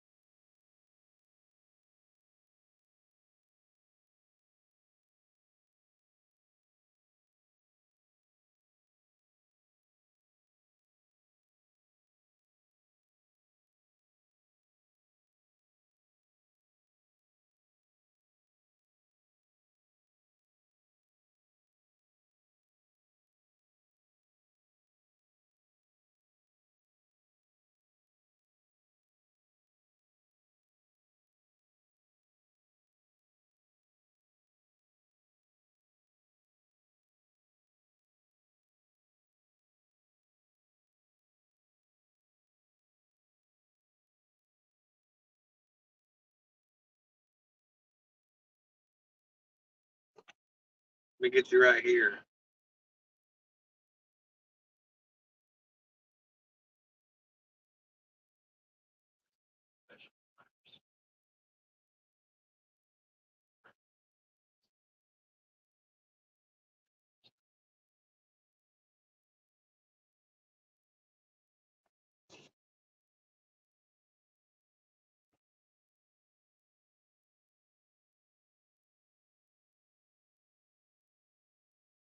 I know. And then he comes in screaming at everybody, "Can we get gas? We need to get gas." You'd think at this point he'd just take 2 jugs or stop and get 2 jugs and fill them up and take them with him every time he chases. All right, I'll be right back, guys. Pumps are back up.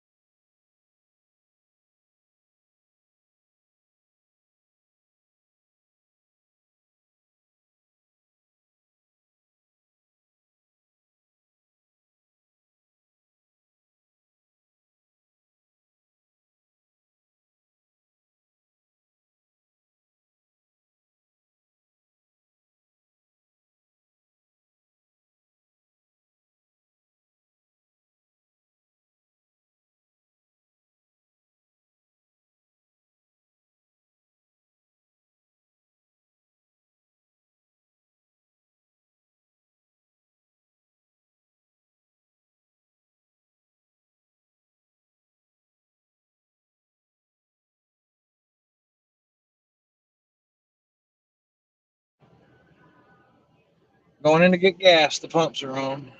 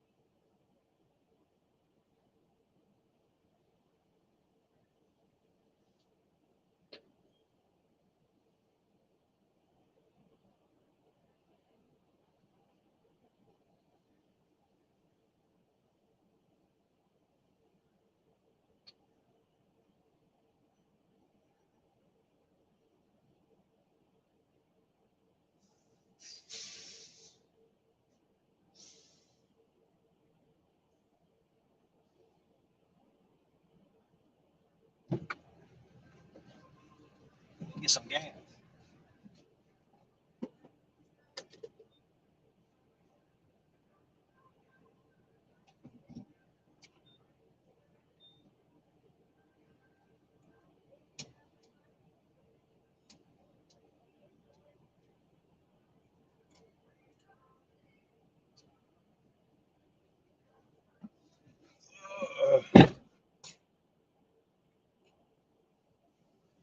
Sheesh. Cold front's coming in. It's starting to cool off.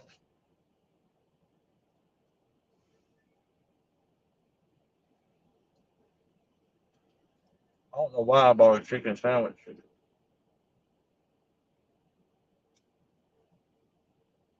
Chicken sketches me out, man. It really does.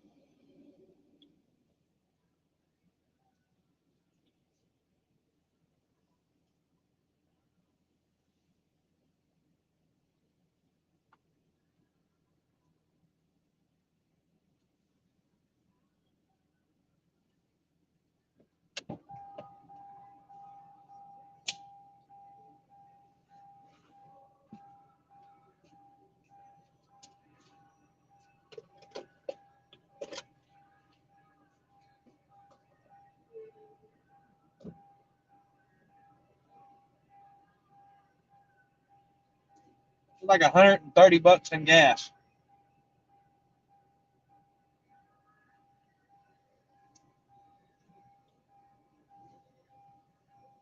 I got a chicken sandwich, not a chicken salad.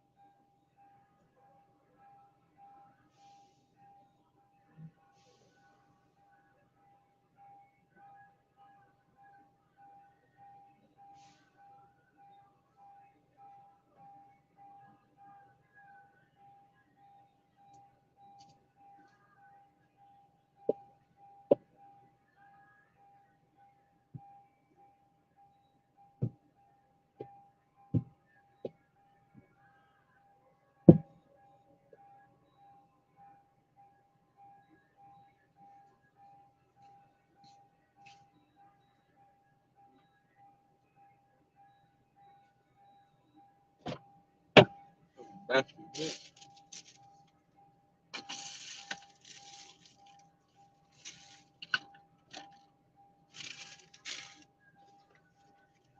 Damn, I gotta go get cigarettes.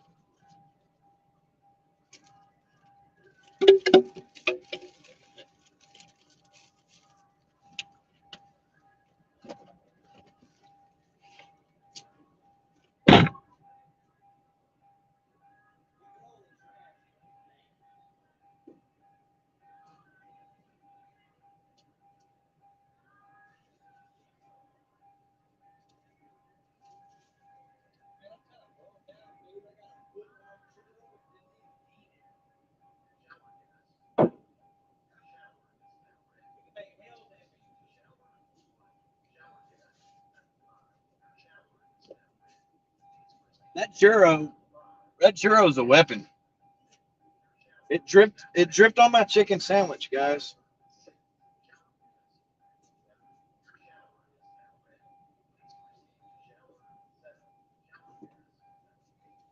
Now it's a pilot rooftop chicken sandwich.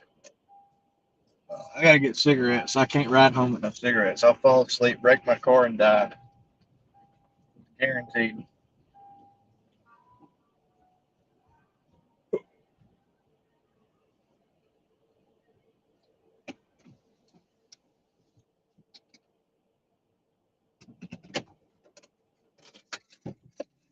Be right back.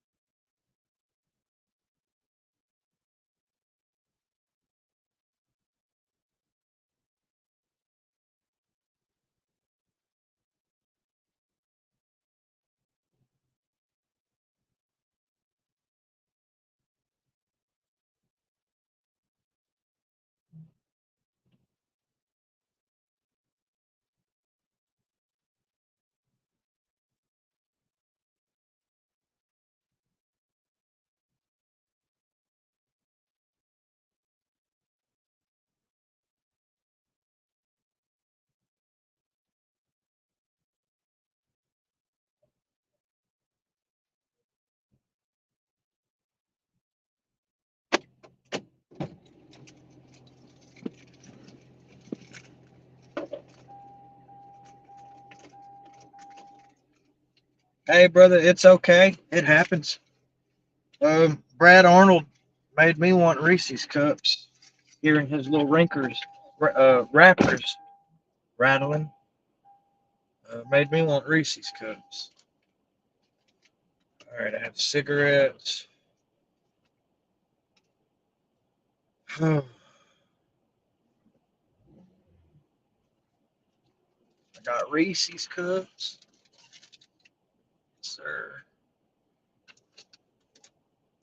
I got my little buddy.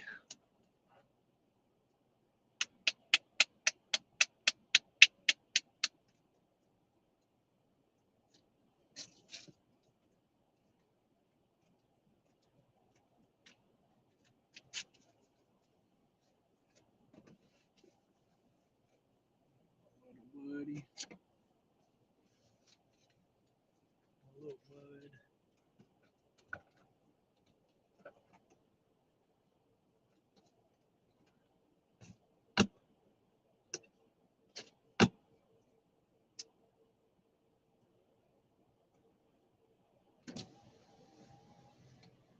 Have a good one, brother.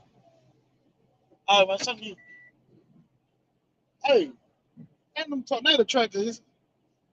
Yeah, we're storm chasers. They got a storm right here. Not right now. Everything was down in Hattiesburg earlier. Hang on, I'll pull radar up. And then Alabama. You got a tornado threat into South Alabama through tomorrow, but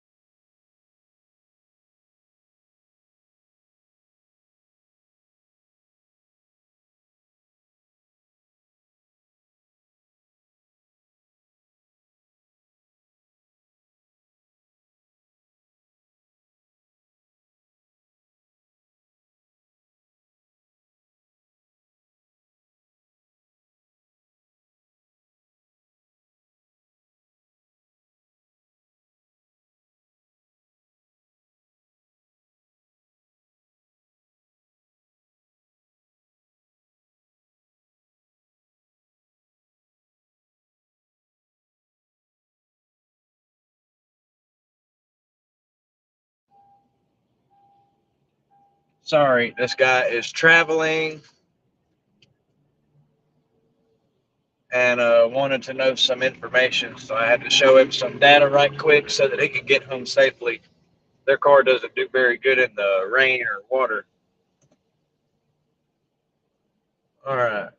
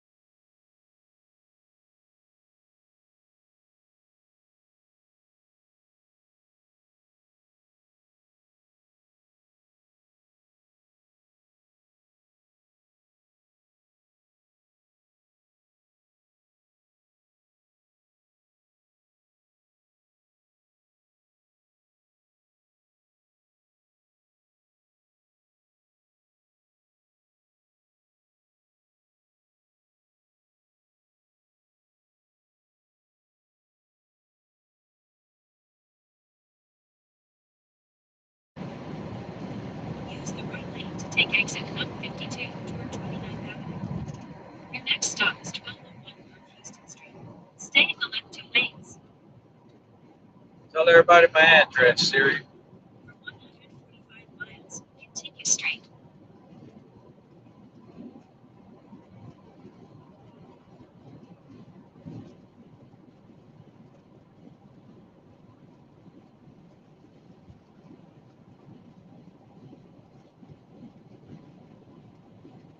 You ain't lying. Tornadoes come here to be born.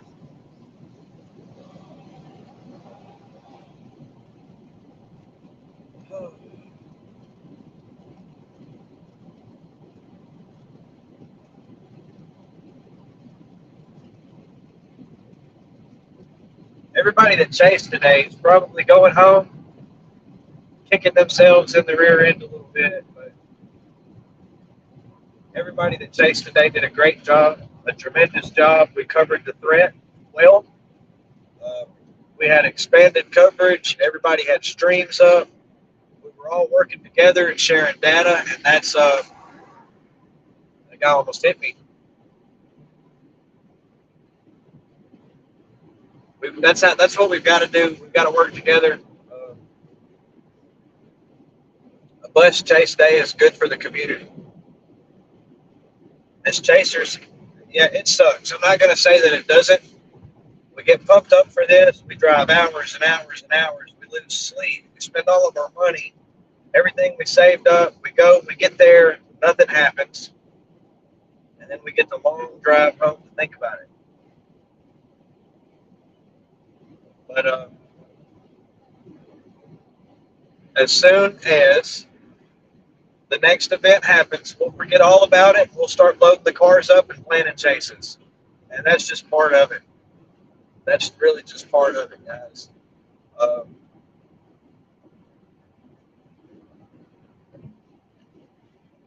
Yeah, I was impressed with today's coverage. I want to shout out Torcon Weather Team, my chase team that I chased for or chased with. Uh, you guys did a phenomenal job today. Great job all the way around the board. Some of our members got some promotions this week. It's been a good week. I feel like I made some good connections today. I got some awesome footage. I got to go to the beach. Even if I was only there for 10 seconds and it was blowing sand in my eyes.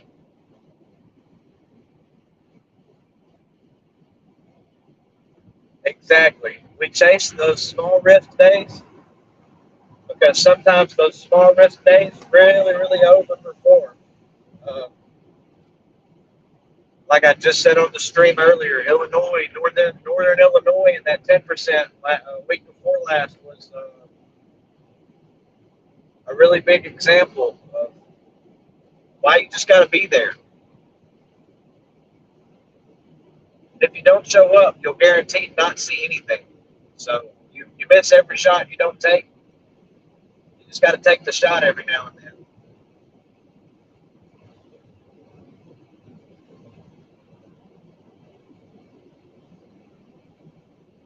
These lights are creating a crazy looking effect in front of me. You can't quite see it on the screen because there's a bunch of. There you go. It looks like UFOs or something.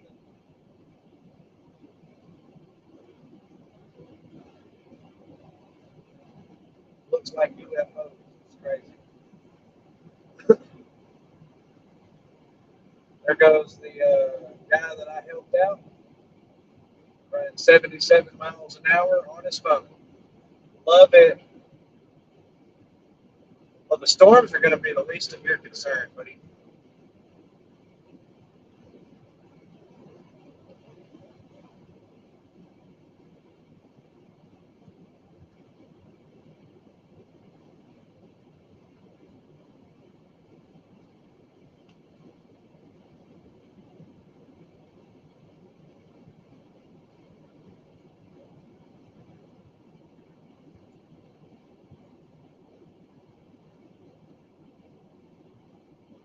Well, that's because I have enough sense not to drive onto the sand, especially in a storm, because wet sand, it's terrible.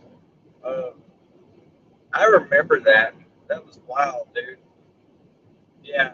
And I've got a two-wheel drive car, front-wheel drive, so I don't take many chances. I try to stay on the road, man.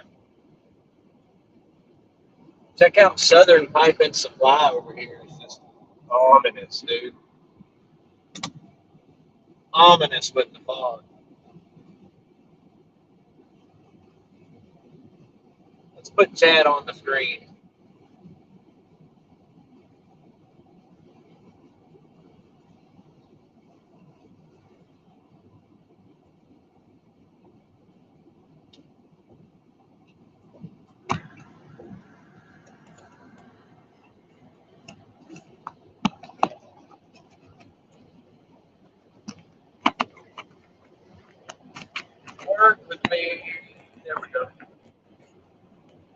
put the other charger on.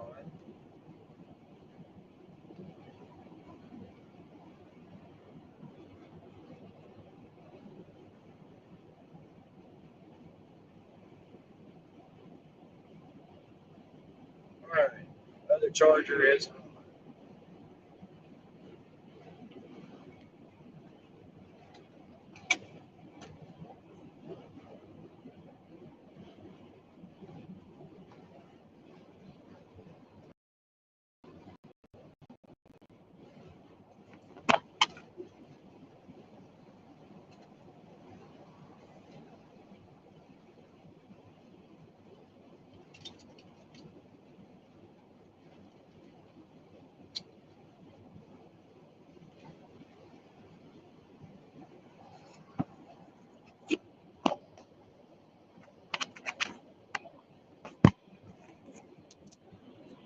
Okay.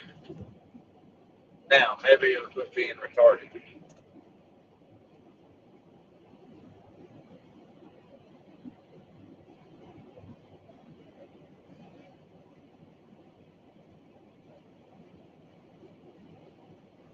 Yeah, 2024 season has not completely woken up yet. This is everything I'm going to say past this point is my personal and professional opinion. Uh, I think this is not Dixie's year. I think that Dixie will be active to start. Look at the fog, guys. Dixie will be active to start, but this is quickly going to shift to a tornado alley season. Models this year look a lot like 2010 and a couple other years, but 2010 comes to mind first. My brain's also getting tired. It definitely hasn't kicked into gear yet. We're the first week of March. By the end of March, we'll be able to see. But I'm anticipating an early kickoff in Dixie with a spring transition to Tornado Alley. And I think that's going to be the chase season this year. We're going to see some outbreaks, but it's hard to say where we're going to see tornadoes. This year is going to be a pretty average year. Today is kind of a sign as to how the trends are going to go. There's a lot of systems that are trying, but they haven't made it there yet. I equate that to rolling a ball up a hill. If you don't make it, you roll it harder next time. That's what these systems tend to do. They'll try, they'll fail, they'll try, they'll fail, they'll try, they'll fail, and eventually they'll hit. More chasers are chasing low risks. Another Joplin. That's a hard one to say. Brad Arnold was talking about this earlier. Here's the way it works. Like, when you look at ratings, as a chaser, I don't like to look at the ratings because we could have the strongest tornado in history in the middle of a field that touches nothing and it's an EFU or an EF0. It's unknown. Tornadoes are rated based on the damage that they do. And if a tornado with 350 mile an hour winds sustained does not touch anything and destroy anything, and don't get rated.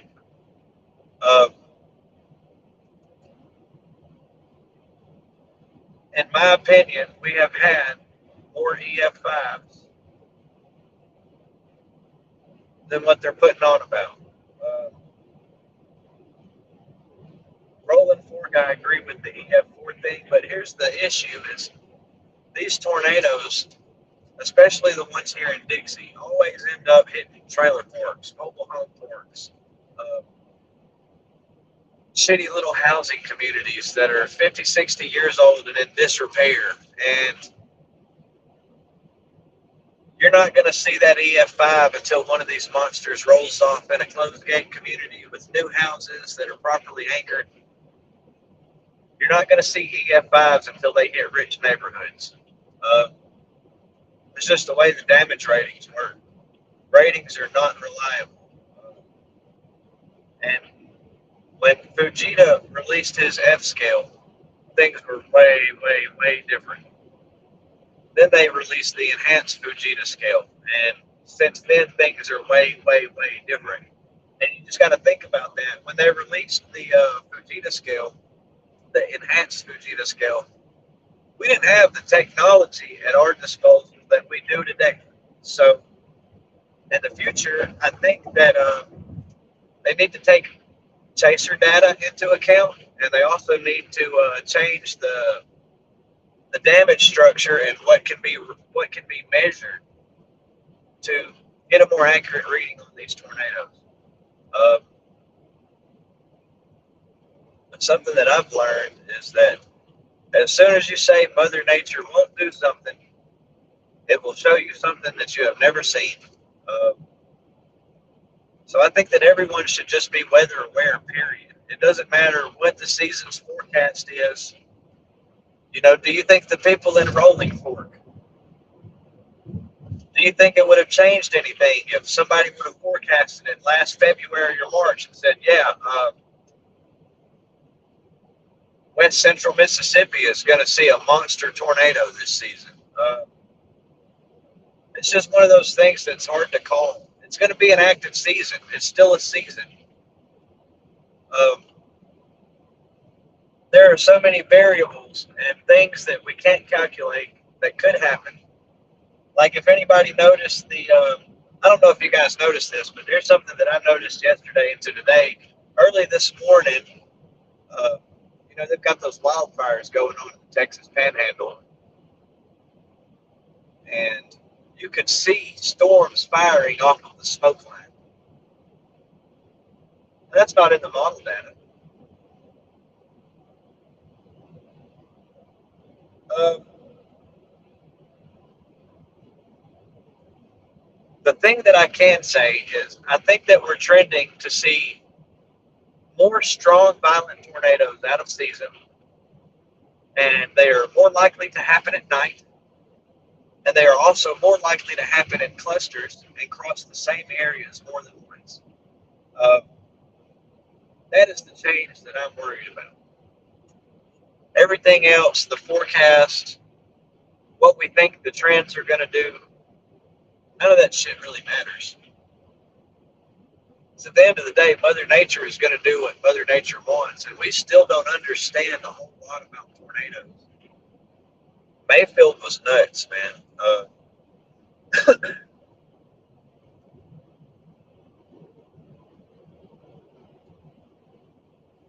Just the damage from that was phenomenal.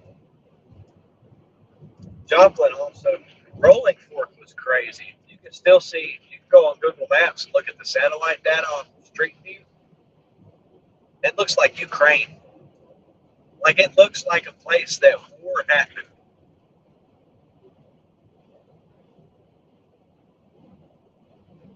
This trucker up here in front of me in the right lane is driving erratically.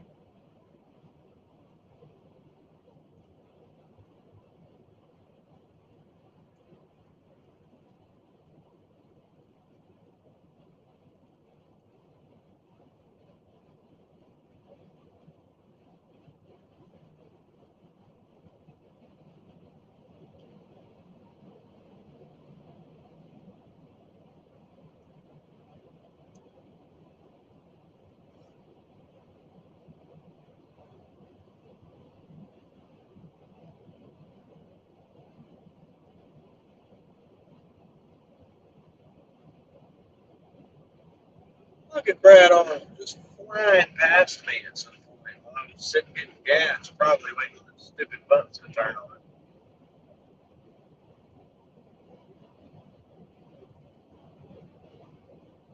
Oh, he's all the way up at Epps, dude, north of Livingston. You're getting it, Brad. Yes, chasers are needed more than ever. We need more chasers, but the problem is, and don't take this the wrong way. I don't know how old any of y'all are. I'm going to be 31 in 2 weeks, 3 weeks, something like that.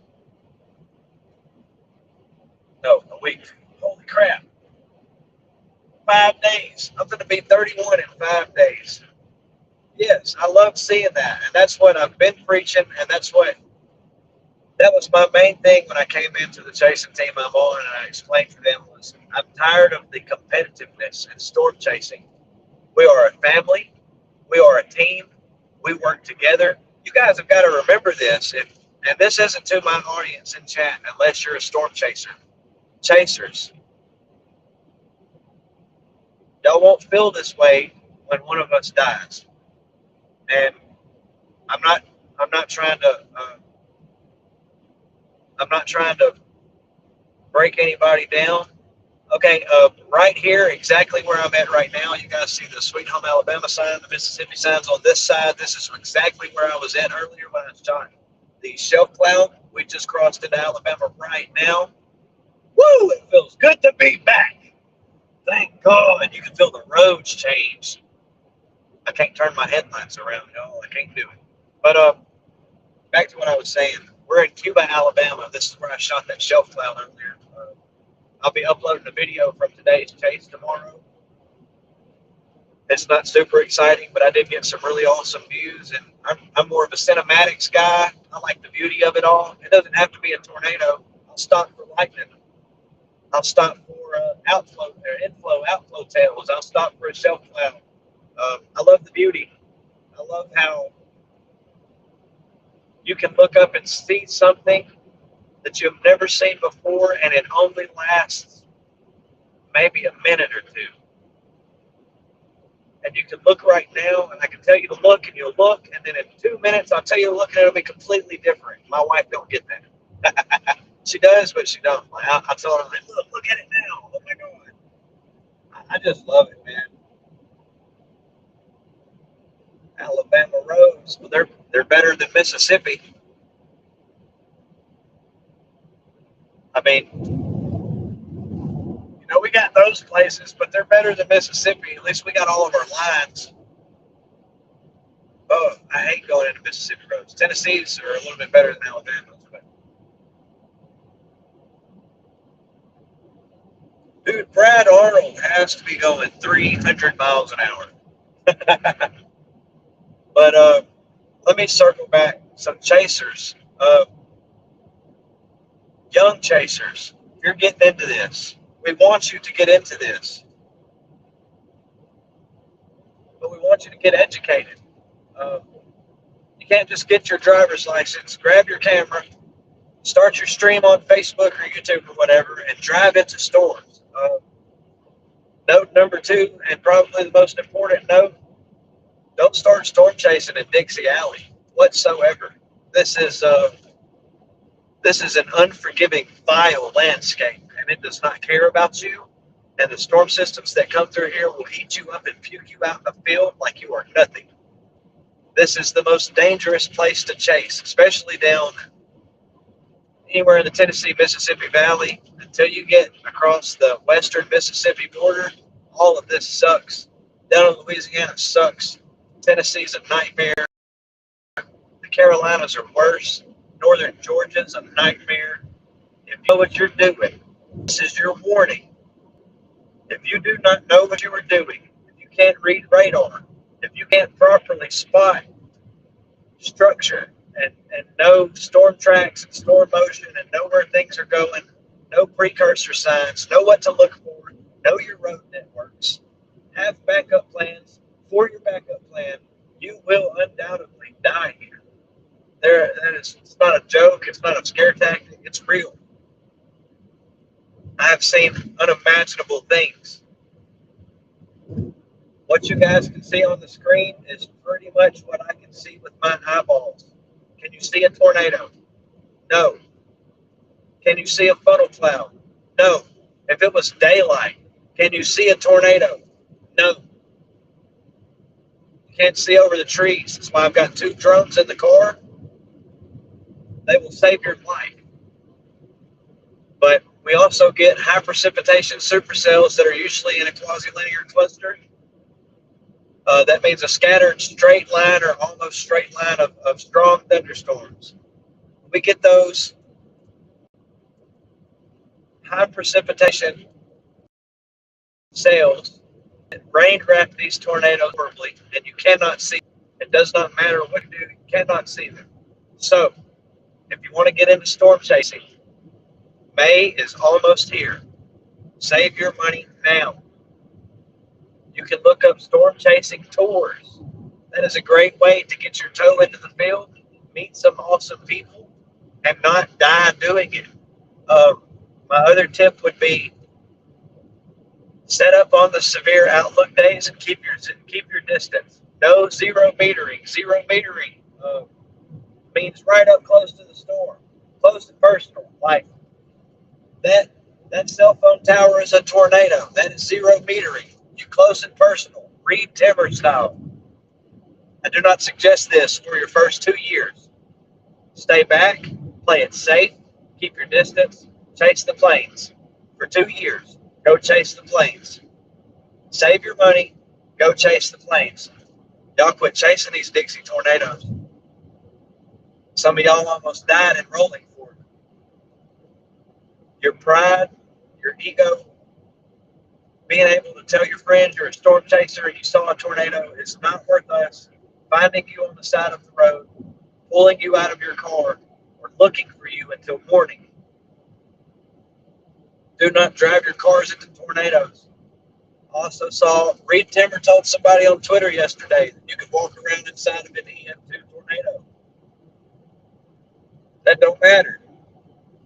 Don't try it. You're not Reed Timmer. Nature has been good to him. I'm sure that man has faced death in the face more than he can count. He's good at what he does. He's super intelligent. The guy knows his weather stuff. He doesn't even really need a radar. He can look at the sky and tell you what it's doing. That is not an exaggeration.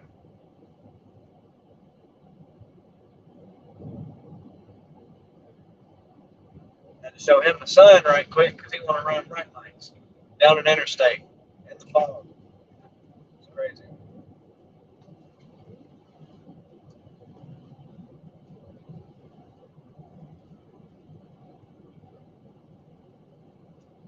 Yeah, if you're going to go chase, just do it right.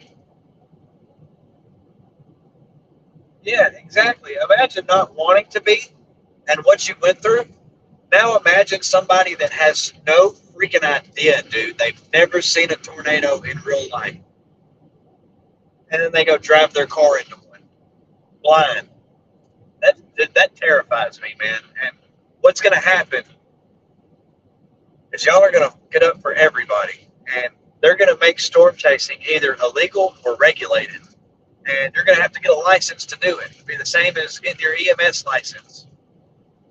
And it's going to shut most of us out because they're not going to give most of us a license to do this. The chasing community has also got to stop being so damn nitpicky, dude. Leave each other alone. Mind your business. Dude's got a light bar on, so what? Mind your business. Dude's driving erratically, putting people's lives in danger, that is when you step up and say something. We have lights, we have light bars, we have a lot of things on our cars to increase road visibility because we pull over on the side of a lot of interstates while you idiots play on your phones running 90, and we don't want to die out here. That is why. So if you see a chaser, you see a light bar, if it's bothering you, just flash your lights one time. We'll notice it, we'll turn it on.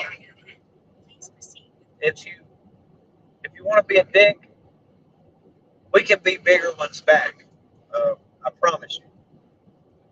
Especially when your whole car is surrounded in 4,500 lumen light bars. I only have one on the front, but that is going to change.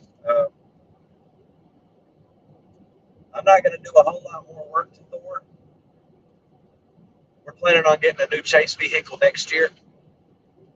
Thor has hit 211,000 miles, and it has been to California from Alabama 3 times. I ain't even been on your Twitter, but that's just, maybe you did say something. Were you on Vince's stream earlier saying something about it? I mean, on his Twitter, or was it Corey? It was Corey. He took that truck up that road and had his light bar on. So I've got a light bar on the back, a double EMS light bar that runs red and amber. Typically, I only use it in really, really sketchy situations where we need to be seen.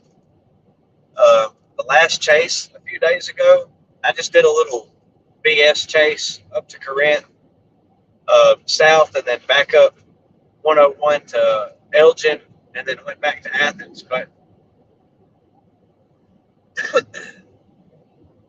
I was fine all day. I literally chased for 6 hours, 400 miles, and as soon as I got back home, my home county police department or sheriff's department pulled me over 2 miles from my house and told me to turn all of my lights off. The red and amber's on the back, which I understand that. We had a whole talk about it, but he also told me to turn my rotating white and amber off up top and my white and amber strobe on the fronts and back off. And when I asked him why, he told me that it was just his preference and that I needed to do it. So, I mean, I turned them off.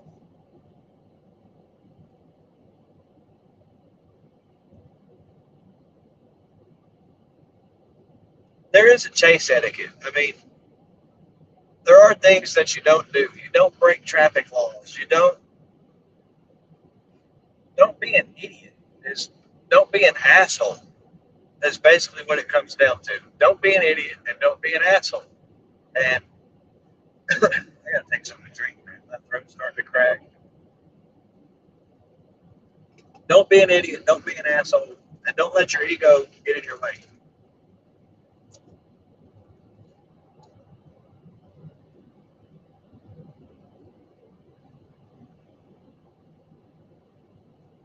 It's on the Tom Bigby Bridge. Oh man, yeah, I can imagine that, dude. Tupelo's a sketchy place too. If any of you guys are running Starlink, just know that it freaking hates northeast Mississippi. It hates North Mississippi, period. But it hates Corinth down to Tupelo. It just hates it. It just hates it.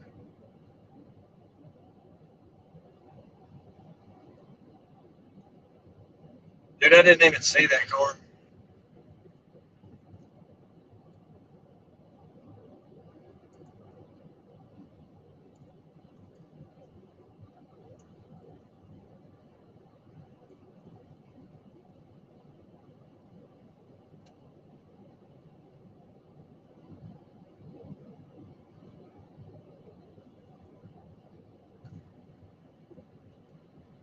But we've got to come together, guys. We've got to work together. My biggest thing right now, dude, is these damn media contracts. I honestly think they hold us back a lot. And we should push. And I'm not dissing Severe Studios or Live Storms Media at all. I love those guys. I respect what they do. I look up to them a ton. And like I said, they get the utmost respect from me. But they have monopolized the media industry in the weather community. They've monopolized it. LSM and Severe Studios run it, dude. So if you've noticed, everything else that you pay for has went to a subscription-based service. I would like to transition all of the storm chasing community, especially the media distribution side of it and the marketing side of it, to a universal, cohesive, subscription-based service.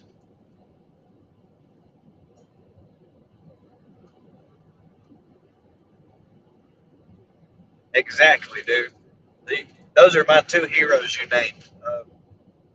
Growing up, I was just obsessed with those two guys, man. Especially when Reed come out. I watched his first. I watched his first show on the PBS channel, and that lit a fire in me, boy. I was like, "Oh, I want to do that. That looks so awesome." And Tim Samaras, dude, I just can't. I really owe a lot of my love to weather or for weather to him.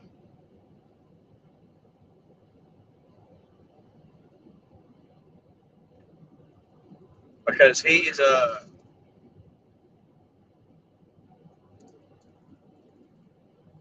that was a cop.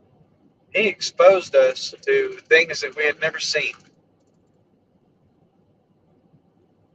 And also got a lot of respect for Hank Shima, Pecos Hank, if you guys have heard of him. His research with lightning is just, I have no words for it. You can't take anything away from that guy. His grind is unreal, man.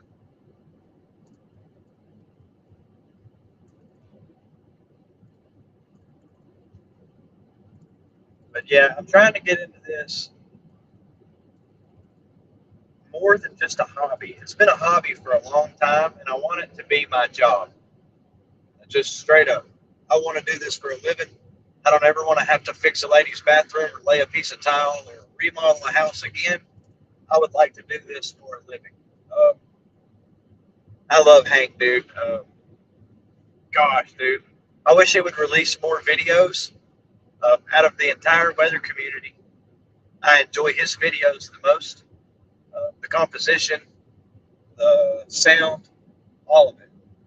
Uh, the fact that he's musically inclined. I come from a background musically inclined. He uses rights and plays all the music that you hear on the channel. The guy's just, he's just a beast, dude.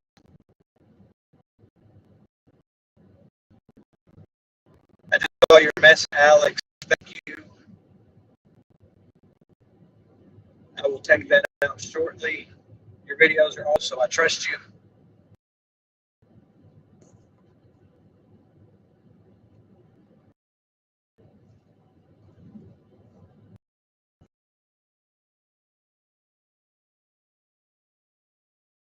Had to switch to Starlink. We are losing some service right here.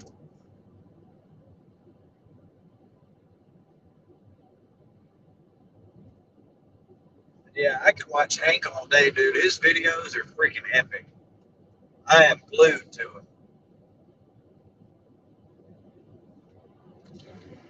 Also enjoy High Risk Chris's videos.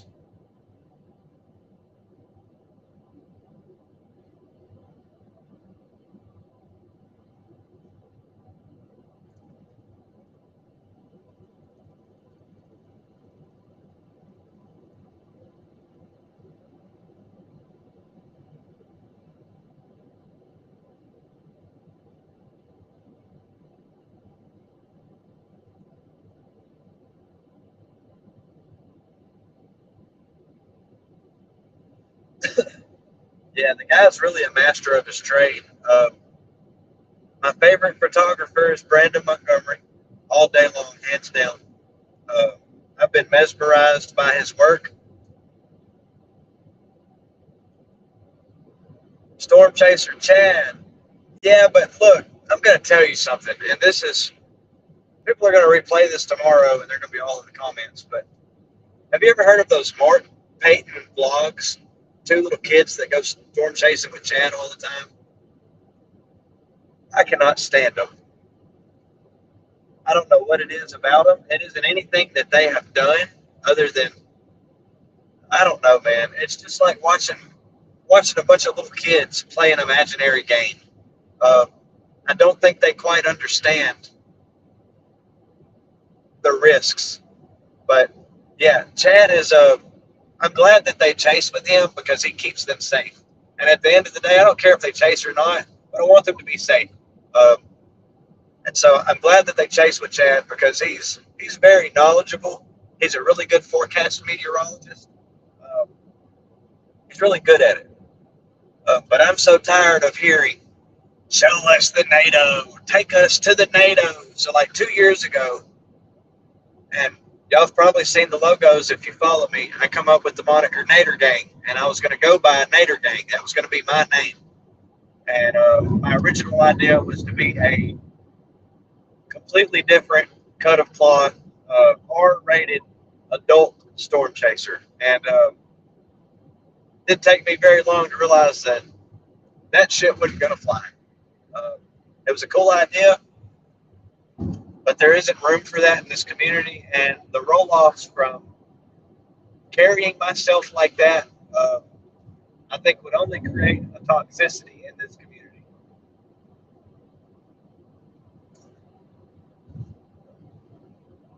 But at the same time, I like what they do because they're bringing in this really young generation of folks to weather that normally wouldn't care. They wouldn't give two shits less about it until it hits their house. So I like that they're doing it, but they need to incorporate more training and safety, more education into their videos. That would be what I would like to see. Uh, there's just got to be some education in this, man. People have got to think about their streams and the big picture. We don't cuss because all of the chasers that covered Rolling Fork, a lot of their videos got played in a school to a class full of students, kids. And you can't just F-bomb this and GD that, and B-word this. And I cuss. I do. And y'all have heard me cuss, and I try my best not to. I'm working on it. I've been cussing since I was a kid, dude, and it's really, really hard. And they say that people that cuss more tend to have a higher IQ or intelligence, and I believe it. Believe it or not, I am pretty dang smart. I still have the sponge syndrome. I soak up information and I retain it.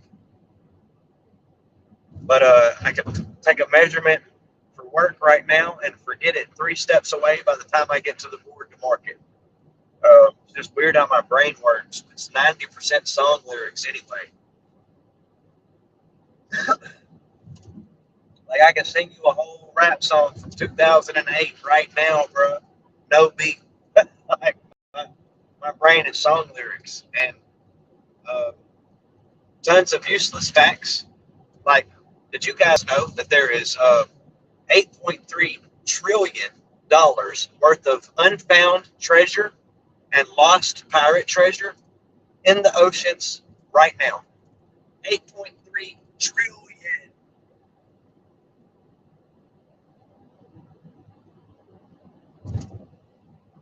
Oh my God, I got blasted. And hopefully, I'm appealing to this younger generation too. Still feel young, man. Like, aging's weird. Being 30 now, looking back at when I was 15, I feel so bad for all the people that was 30 that I was like, shit, they're old. They're old, man. They're old as crap. Because I don't feel it. I still feel, I mean, physically, I'm starting to feel a few things. Knees,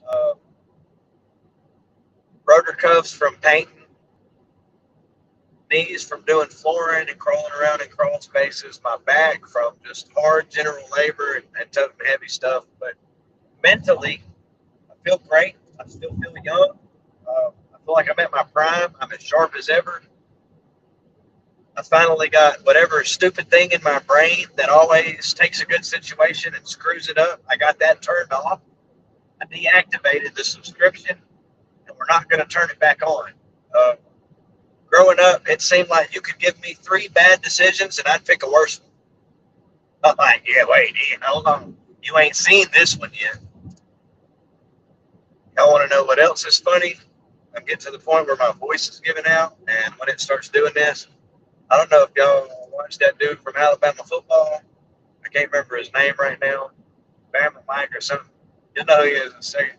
I don't give a piss about nothing but the Tide, baby. Blitz, Bama, blitz. I sound like him. But my maybe daddy sounds like yes. Yeah, I said maybe daddy. I'm pretty sure he's not my dad, but his son's my brother. And we just alike. We even look similar. I don't give a piss about nothing but the sky, baby. I need to come up with one for tornadoes. Spin, Nader, spin. I don't give a piss about nothing but the noodle, baby. It sounds a little off. Sling blade. Oh, it ain't got no gas in it. You're North Dakota, my cat. raised you better than that. I do like ketchup on my French fries, and I do like mustard. I like mustard on my biscuit. Ain't got no gas in it. You're not talking like that. You are not talking like that. You shouldn't speak to your mama like that. Don't speak to Ma in like fashion. I am delirious, guys. I fell off in the sling blade hole. Couldn't get out of it. Now, you want to know something else funny? I'm one of those people that when I talk to people with an accent, my brain picks up their accent. So if I'm speaking to somebody that's Spanish, right? Like I don't speak good English, like fresh off the border, dude. You know the ones that be like, "Yeah, man, I'm gonna take you over there, man. We're gonna take you to the river." It's like those guys. As soon as I get around them, I start talking just like them, man. I'll be like this, "Yeah, dude, man. Hey, wait, you got a bad tornado coming, man. You're gonna have to watch this thing. It's gonna suck you up, man, into the sky, bro. Take you away like my grandma's chihuahua."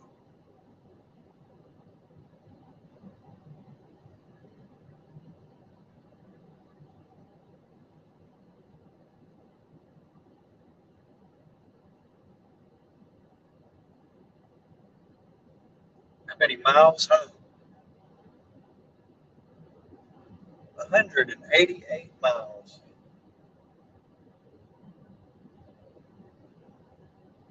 Yeah, it's weird. My boss does it too, but he does it worse than me.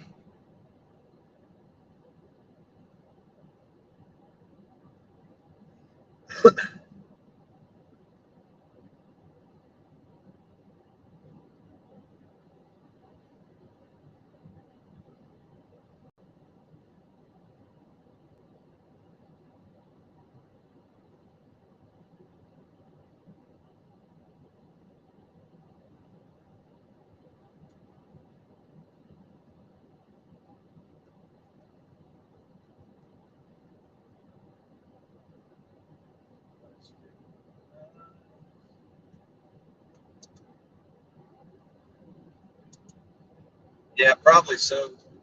If one goes down, my phone will switch to the other one. If that don't work, then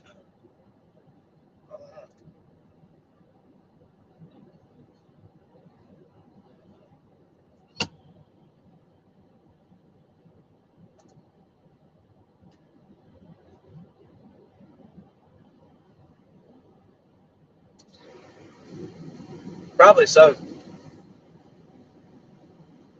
Probably is. I was in a bunch of trees and stuff.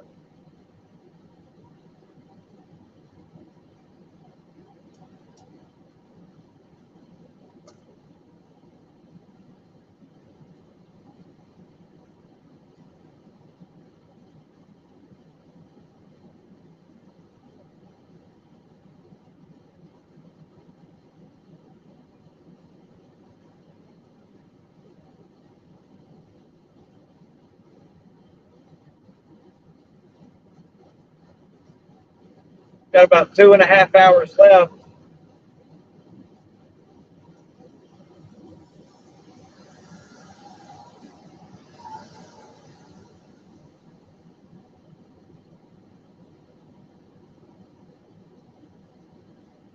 Brad must have a bigger gas tank than mine. I've got an 18-gallon tank. He must have a 22 or 25-gallon tank. We both gassed up at Love's uh, way back in south of Hattiesburg. Then I had to stop and gas up again.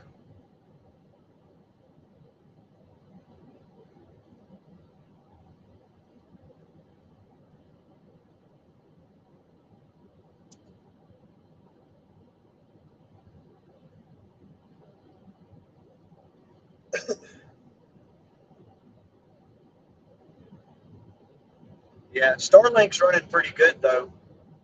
I noticed when I got close to Vance and Copic earlier that my Starlink started acting up. too many Starlinks in one area, I guess. But it just knocked me off of the satellites. Brad runs on the fumes of the gods. And the Nader gods are taking him home. Come on, bud. It's okay. Don't cry. No llores. No llores. That's Spanish for don't cry. No llores.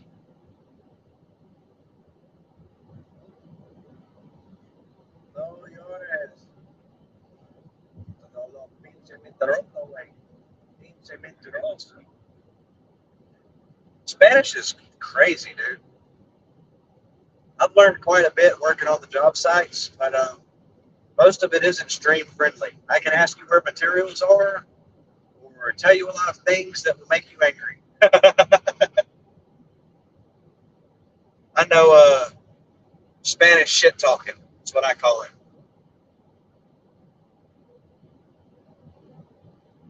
Shatanish. Shiitake. Shiitake mushrooms. Shout out Tornado Tackler, man. Kyle, keep doing you, dude. Don't let the haters get to you. Just keep doing your thing, bro. You're an awesome storm chaser. You're an awesome person. You're a great dad. I don't care what anybody says. I've watched you long enough. I've talked to you enough. You're a great person, man. Don't let those haters, don't let the stream snipers get to you, man. Because this community is turning toxic very quickly, and I fear that this is only the beginning. Conjugating verbs. Hell, just trying to process those two words made me get lost. I don't know where I'm at now.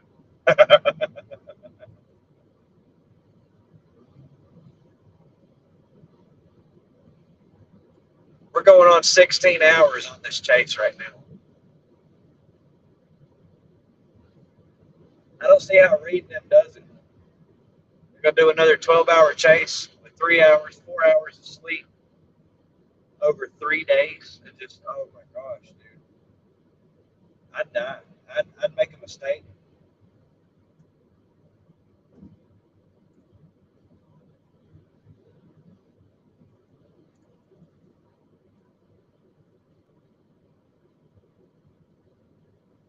Thanks for pointing that out, Ron. Yeah, I try to put as much information into the stream titles and descriptions as possible. I also usually have, I can toggle it on, but I'm driving and I'm tired, so I'm not messing with it right now. But look, I'm turning the radio off. Usually we've got a target down there if I'm streaming off the phone. When we're streaming off the laptop, which is starting to look like I don't really want to stream off the laptop anymore. I'm just having so many problems with it. It's hard to keep it charged up. It uses a ton of energy. OBS is laggy. The frame rates drop. I get better streams off of my phone. We've been streaming off the phone. It says we've been live for 3.5 hours. I haven't had to stop and restart anything.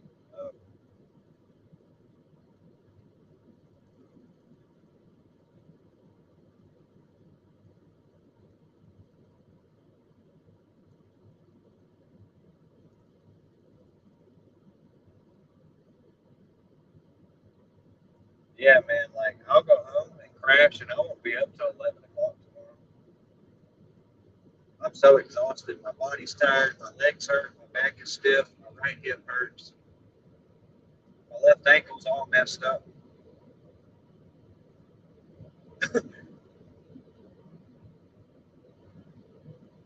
My butt cheeks are numb. That's probably too much information for you guys, but there you go. You can have it. My butt cheeks are numb. And the more that I roll back and forth, try to get some relief, it's like the worse it gets.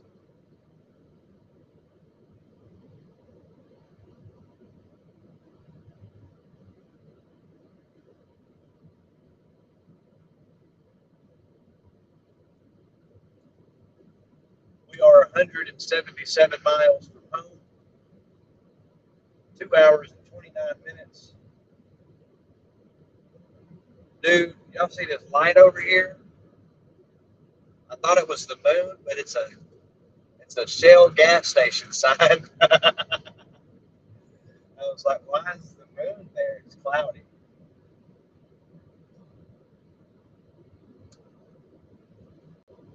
I just like the phone better.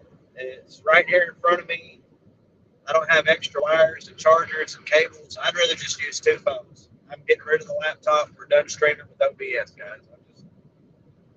I'm over the headache. I want a simple stream. I just want to give you guys the video feed. All of the extras I can give a crap less about.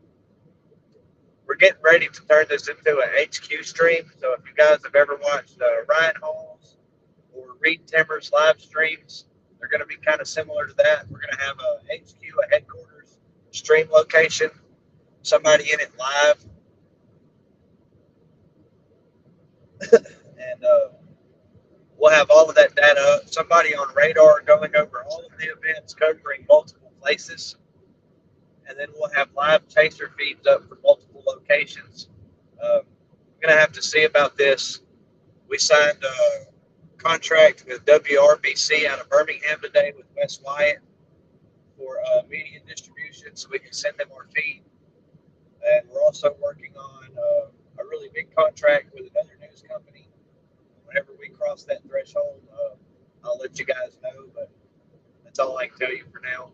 But that's in negotiations. So a lot of the stream stuff is probably fixing to change anyway, because they're going to want a clean feed. They're not going to want to see that Restream logo. They're only going to want video and location. Also got the team working on a live location thing for our streams. And we use real-time IRL map box. We're going to get radar layers loaded in over those map boxes on stream.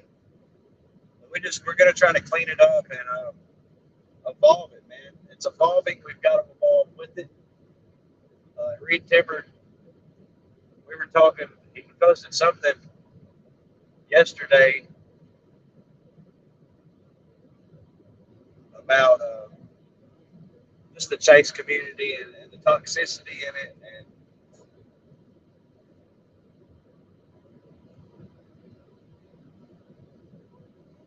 And so I commented and was like, yeah, it's evolving and it's changing, and we've got to come together as a team and educate and work together.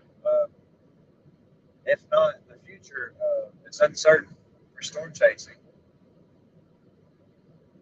And Reed responded back and was like, yeah, it's evolving more than ever, and we've got to evolve with it. It's more important than ever that we evolve with it. And that really struck me, and it really stuck with me because he's right. Yeah, I'm loving it, dude. So we've been working on that since last summer. I've been doing most of it by myself until this month, and I joined Torcon Weather Team. Those guys put a lot into their stream. We're going to put a lot into ours too. We're just a toe in the water. It's going to get better. The overlays and the elements are going to get better. Our coverage is going to get better. Our checking accounts are going to get better, so we can do more, go more, chase more, go further, chase further. I told y'all the goals, man. I want to do this full time for a living. I don't want to just chase the United States. I'd like to go chase the world. France, Germany, Australia, New Zealand. I would love to go chase giant dust storms in Australia and maybe some South African storms. I don't know. There's going to be something more, and I want more. I want to do more. I want to enjoy my life and live my life. When I'm old, I want to look back at it and have more memories than I can remember. But you got to find a balance because I've got a family. I'm married. I've got 3 kids. My wife works a full-time job. We also take care of her dad. He had a car accident and has got a traumatic brain injury, and he has almost no mobility, no speech. He can't form words. He can make sounds, but he can't form words. So my wife is got that on her plate. She's taking care of him. We moved into his house. We're, picking up the slack, taking care of him because nobody else is going to do it. And she doesn't want to see her dad go to like a hospice facility or something like that. And I wouldn't want to either. So we've just got a whole lot on our plate right now. But don't ask me how, man. But I'm making this shit happen. I'm chasing everything that we've set out to get or set out to do. Like, we needed a new drone. The drone I had was crap. I got a DJI Mavic Air 2, and it's got a gimbal ribbon issue, and you have to calibrate it. Everything that you can calibrate and set before you can fly the drone, or the gimbal's all shaky. Well, that doesn't help us out chasing in Dixie because I need the drone in the air fast. Like 60 seconds, I need the drone in the air. I need to be able to see. So it's like, well, we need to get a new drone. But I don't want to sell the drone that I have. I'd like to keep a backup because we have plans to send it into a tornado. So it's like, we need a new drone, $1,300. Crap. How do we come up with that? And I made some moves. I drove 6 hours to Chattanooga and back to get this drone, and I now have the Mavic Mini 4 Pro. And I got it for the equivalent of about $600. Brand new, extra cases, controller covers, all kinds of goodies. Sunshade for the controller, all kinds of stuff. And so then we took that hit, and I was like, well, we got to rebound and start saving up for chase season because I want to go out west this May. I went out and we did some streams, and I realized that I couldn't provide you guys with a stable stream to save my life here unless I stayed in a big city. And the chances of us getting to stay in a big city are very, very, very slim. So then I started looking into everything else, and I was like, all right, I need a Starlink. I've seen some other chasers with Starlink. We need Starlink. Looked all that up. Dang, how do I come up with another, I don't know, $1,000, $800 to get this Starlink?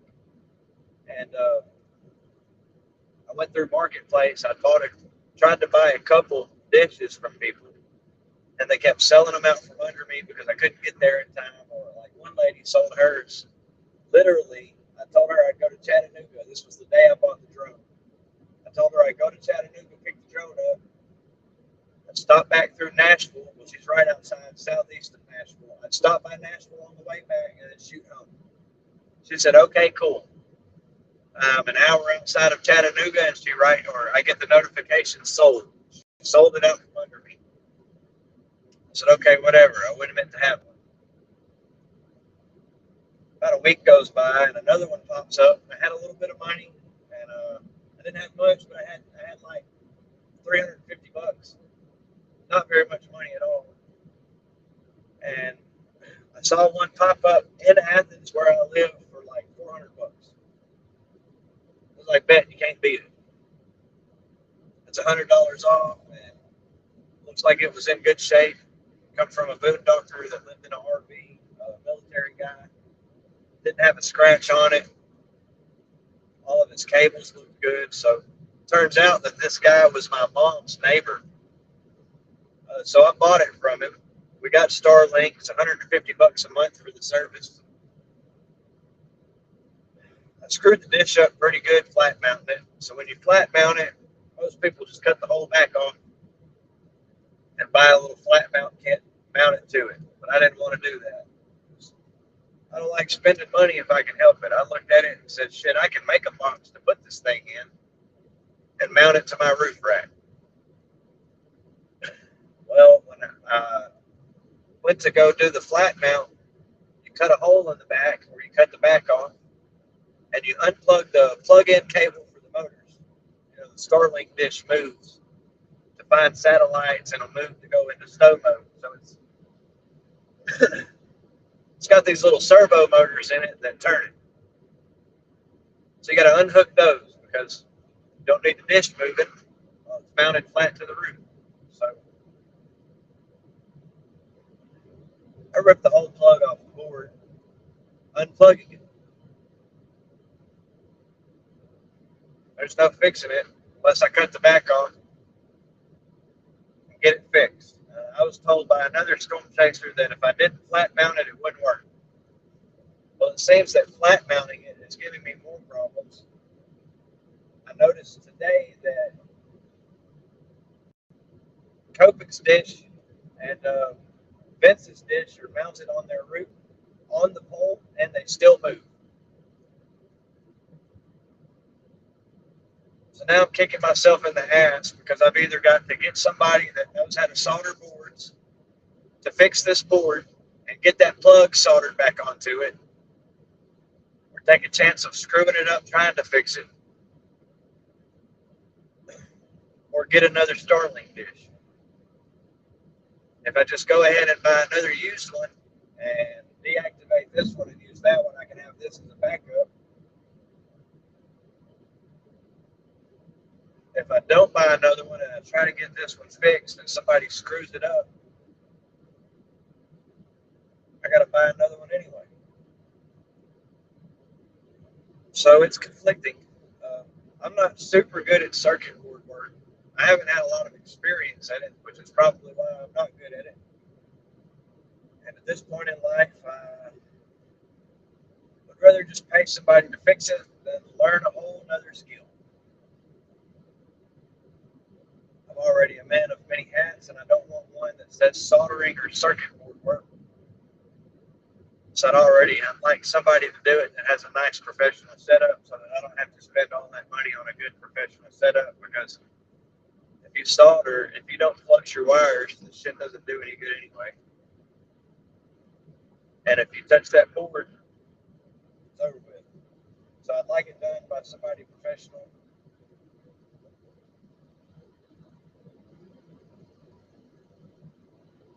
I saw another video where somebody went in around the edge and just popped the back off. Which was what I was thinking, was there's got to be disassemble this thing without cutting it. But I cut the back hole off of mine with a knife that I heat up with a little propane torch, which worked really well. I almost stick some wires, but I just barely touched them. It didn't hurt them. And just made a little line on the outside plastic insulator. But what I've been seeing people do is people cutting them off with a cutoff wheel on a Dremel or a side grinder. That's just crazy. Not to mention all of the shavings and particulates that you're blowing inside of that satellite dish. It's a very sensitive piece of equipment. We're going to stream for about 15 more minutes, guys, if you want to hang out, just chat and kick it. And I'm going to go ahead and end the stream at 10 o'clock Central. We're going to call the chase day completed. The tornado watches, as far as I know, let me go back and check this before I say something that is not true. The end of the chase day, we have 9 weather alerts on the board. We have 1 special weather statement for Harris, Georgia, Meriwether, Georgia, Muskogee, Georgia, and surrounding areas. You got 8 flash flood warnings on the board. That is it. Tornado watch has been canceled. That does not mean that it is over. There is a slight chance of tornadoes tomorrow for south central Georgia. But personally, I don't think the chance is very high. It's not 0, though. So that's important to remember. But it's also not 5. So I think you guys are looking at a 1 to 2% chance tomorrow. I don't see the SPCO rating at any. I need to fix these roads. Alabama can't do road work, though. I'll tell you that. Alabama cannot do road work. We don't know what we're doing. We don't know where to put the cones. We don't know how any of this works. We're brand new, sir. I don't think it is. These people behind are flying. These 18-wheelers are freaking out.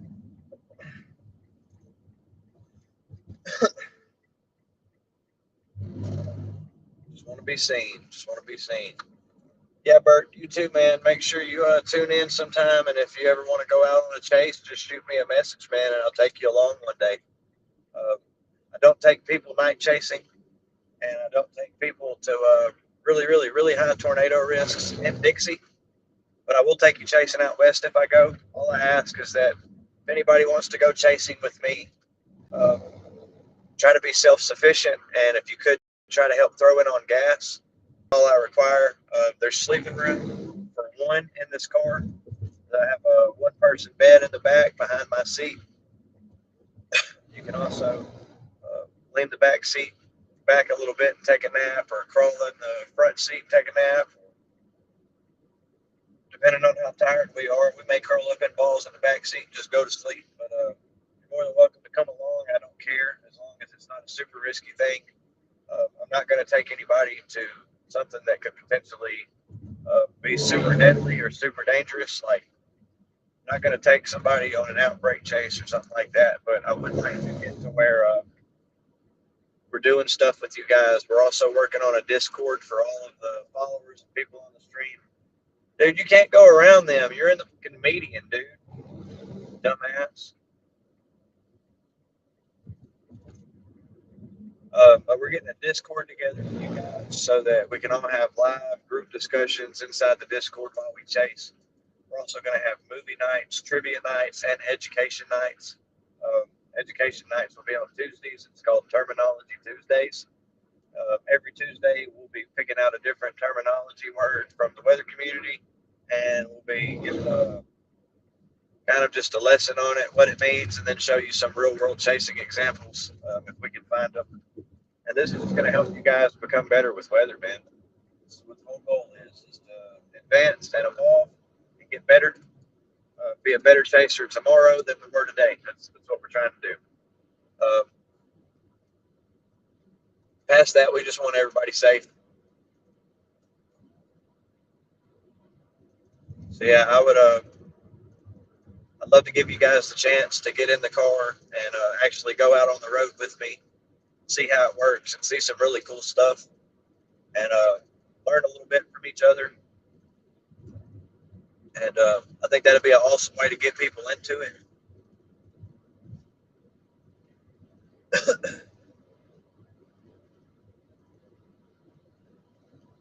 And I can't wait to get this Discord set up. Storm Chaser Josh Duffy has been working on the Discord non-stop, man. We've got a National Weather Service alert bot in there. Any weather alert that comes out, it automatically gets pushed to the Discord. We're working on having that be a live voice audio instead of a text notification. And then we're trying to get the community part together. If you guys know anybody that is passionate about weather, that wants to be a storm chaser, that wants to be on a team, that wants to learn how to read radar, that would like to work with a full-size professional team that covers all bases 24/7 nationwide. TorcOn Weather Team is recruiting. We would love to have you guys. If nothing, we'd love to chat with you and go from there. You can send an email to admin@TorcOn, TorcOn WX. That's Whiskey X-Ray, TorcOn Whiskey X-Ray Team.com. admin@TorconWXTeam.com. Put application and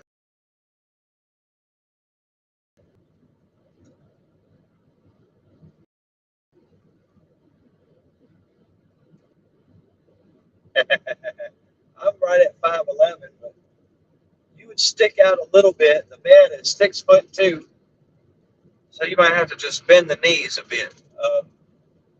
We're working on getting a tour, like a storm chasing tour thing set up, but it's not going to be a Dixie type of thing. We're just not going to be able to get past the liabilities with insurance to do that. But we are looking at possibly getting a Sprinter van set up like Boondockers do or Nomads, 2 bunk beds in the back. full live streaming studio in the back and pilot, co-pilot up front, and that way we can pick somebody.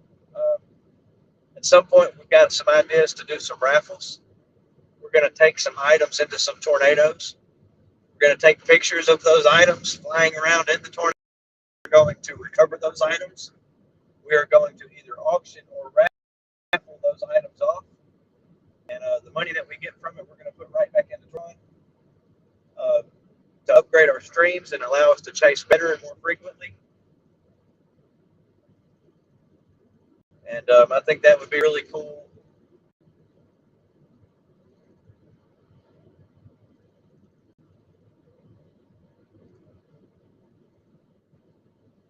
I also thought about, and this is for the future for sure, but I also thought about taking items like from the chases, intercepts, just tornado intercepts. I will take an item like a tree or a piece of debris.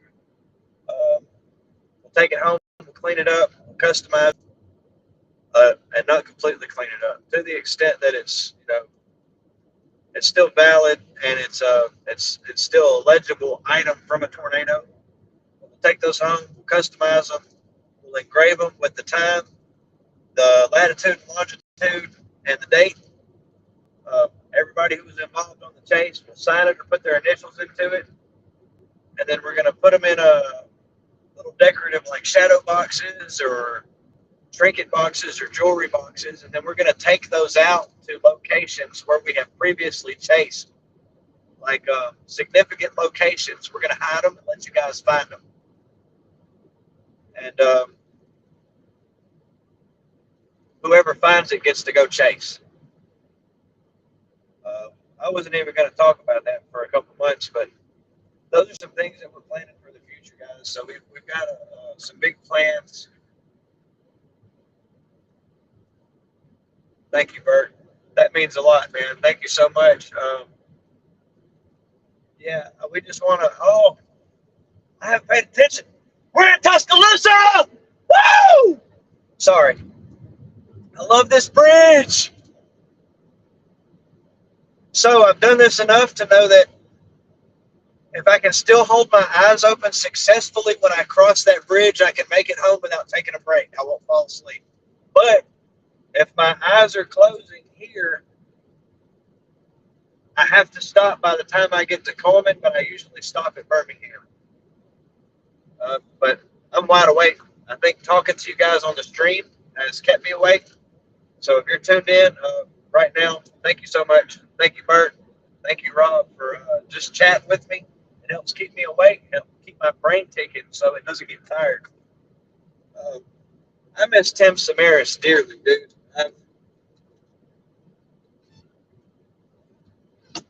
I still don't think I've quite come to terms with his death, honestly.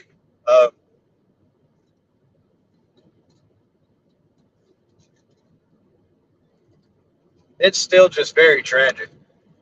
I can't believe that tornado took those beautiful people.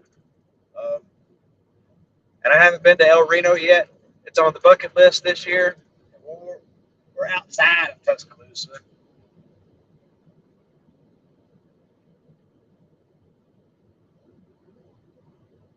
We done went through Tuscaloosa. I didn't even notice. So I haven't been to El Reno yet, but it is on my list this year. I am going. I'm going to go pay my respects to the Twist-X Memorial. And I don't know if this sounds weird or not, but I really just want to stand out there and see it with my own eyes. And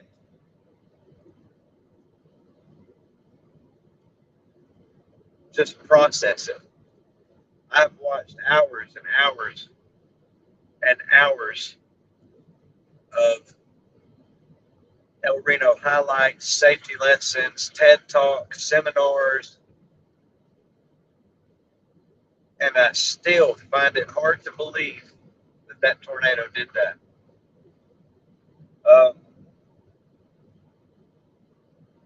That was just tragic, man. There ain't no other way to describe it. low-lying cloud tops over Tuscaloosa right here as we're going. We're headed towards Cottondale, and I don't even remember what all towns are up there anymore. What else is it? It's Cottondale and Lakeview and Bessemer and what is it? No, that is Bessemer. Yeah, Cottondale, Lakeview, and Bessemer, Woodstock, Adgar, Hueytown, Sylvan Springs. I'm going to go through all of those towns. Low-lying cloud tops over those. Probably going to see some fog in the morning hours. Go ahead and check radar.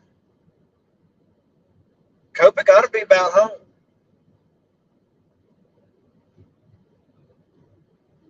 Oh, I almost caught him. He slowed down. I'm going to catch Copic. Oh, no, that's not Copic. Copic ain't on here. That's a damn. I'm tired, guys. That's a weather radar. That's what you say. Let me get on up here to Vestavia Hills. Oh, there's Brad, though. Brad's almost to Bessemer. I could probably catch up to Brad Arnold. Let's catch Brad Arnold, guys. Don't go nowhere yet. We're going to catch Brad Arnold. I should be but about 20 minutes behind him. I could probably catch him.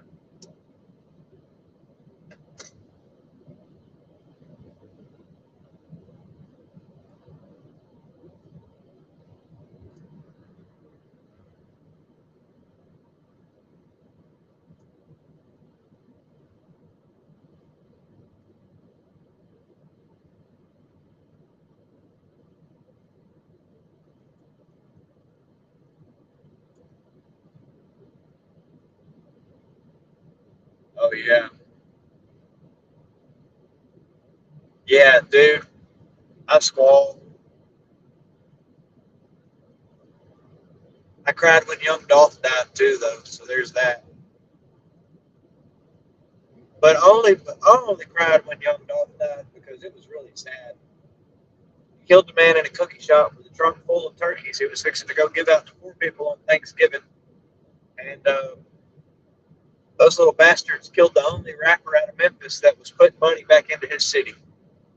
And it tore me up, dude. And I preached it for years that young Dolph needed to get out of Memphis, man. And he just refused, and it cost him his life. And the Memphis music industry won't ever be the same. But that's a different story for a different day. So I'm real passionate about music too, man.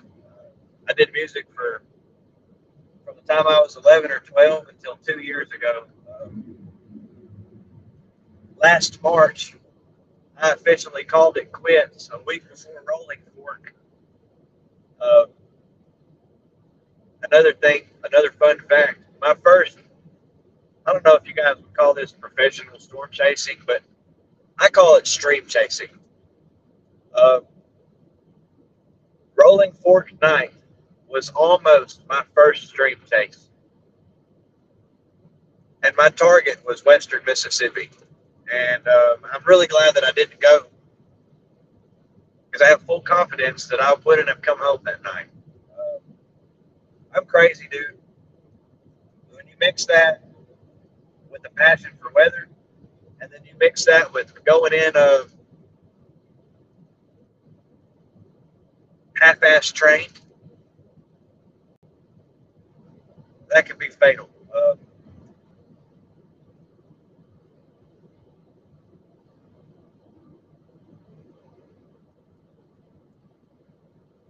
And so I'm really glad that I didn't start. I started the week after Rolling Fork uh, in Arkansas. That was my first chase. I drove all the way to Carlisle, Arkansas. And it was awesome. It was awesome. Tornado and all. Awesome. And that was it. It was on like Donkey Kong after that. That and you know what? I haven't hit since Carlisle like that on a tornado. I've hit on severe weather and structure and lightning and hail and all kinds of other stuff, damage, but I haven't hit a tornado since my first storm chase. And my first storm chase one planted right on top of us at EF0. This is pretty awesome. I was out of the car in the RFDs on the phone with my wife on FaceTime screaming, "Look, baby, I'm in a tornado." So I'm sure that was quite scary for her. We've been together 10 years. She's learned me pretty well by now. Knows that I ain't really got no chewing.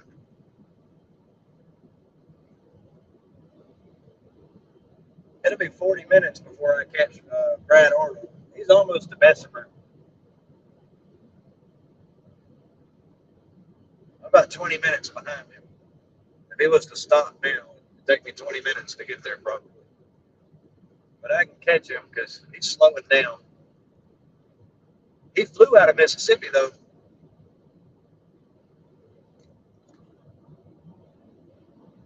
Yeah, everybody wants to chase a tornado until they catch one. Then you see who's cut out to be a storm chaser. They either come home, screw that, you guys are nuts, or they come home showing you all the pictures and telling you everything about it, and they can't go to sleep. And yeah, that's how it goes. One of two ways, always.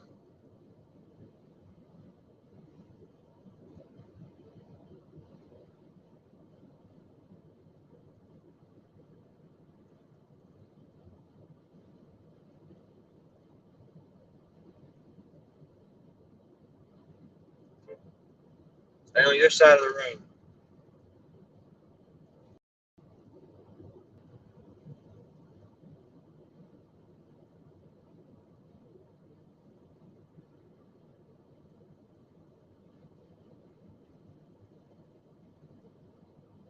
I need to get those pods installed this week. Behind me, bright light. I mean, tailgating and bright light. And your speed. I'm going 80.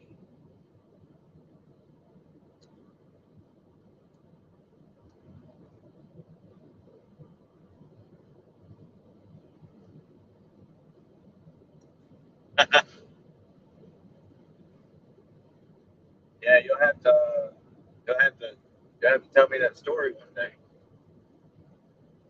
You'll meet me one day. I get around, man. You can't miss my car. It's a silver Kia Sorento with a roof rack on top. It says Nader Gang on the front with a big tornado in the middle of it.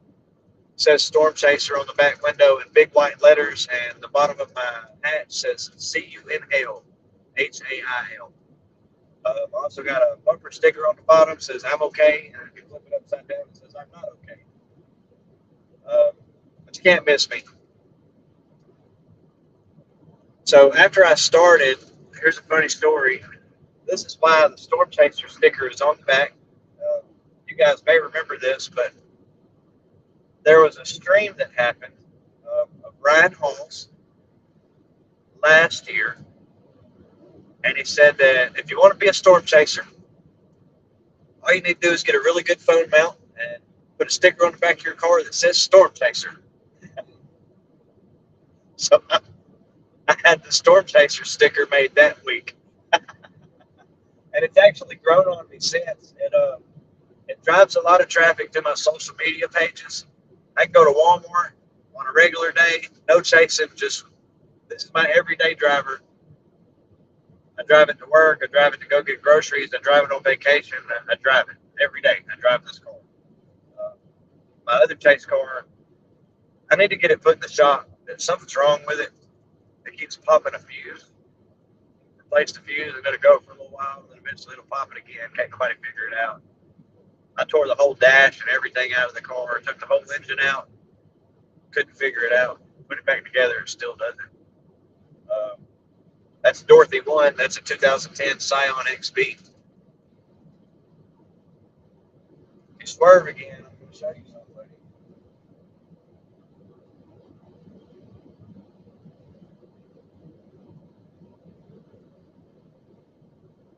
We're swerving.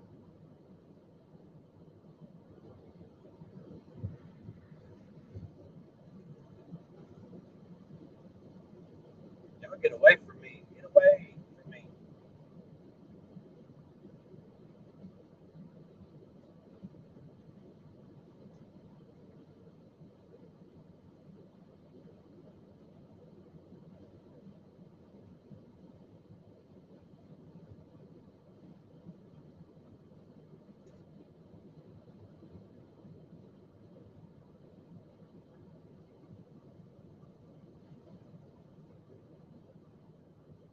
Oh my God, dude, I remember that. It was in his teeth and everything.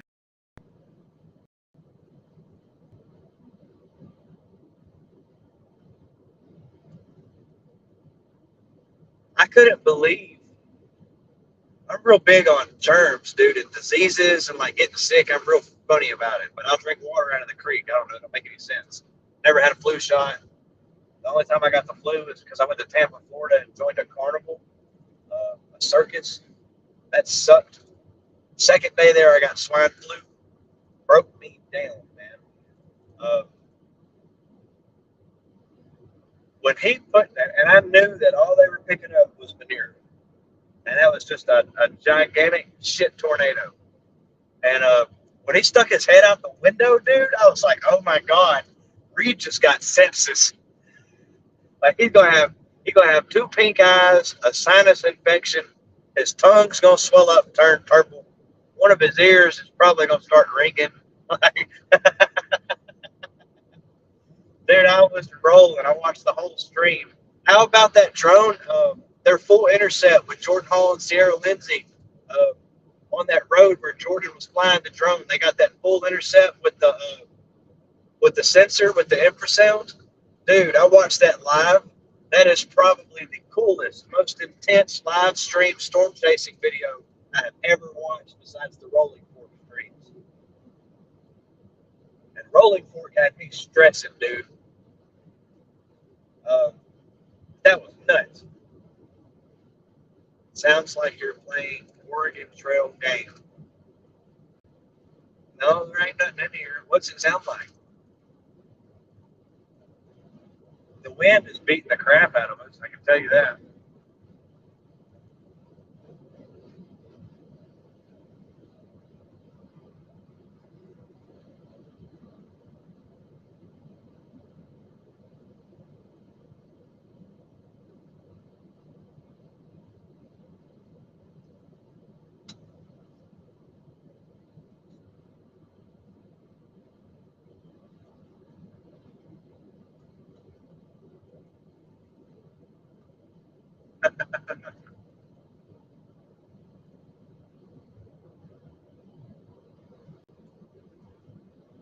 "32 miles, sail 20 east."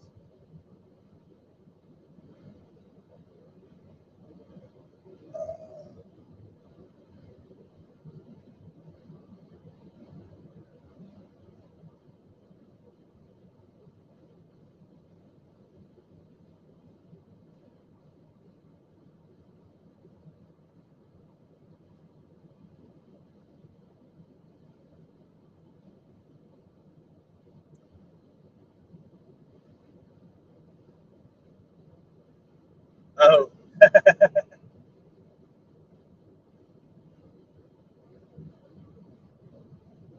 I don't even remember what I was saying 5 minutes ago.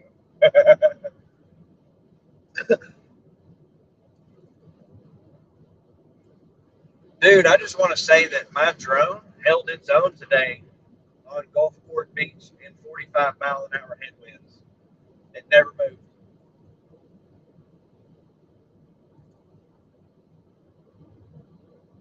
Wrong storm chaser died from flying. Right. That'd be the one. Go out and find a grizzly bear and win, and then get a cut on your finger while trying to skin him and die from sepsis. Crazy. Crazy.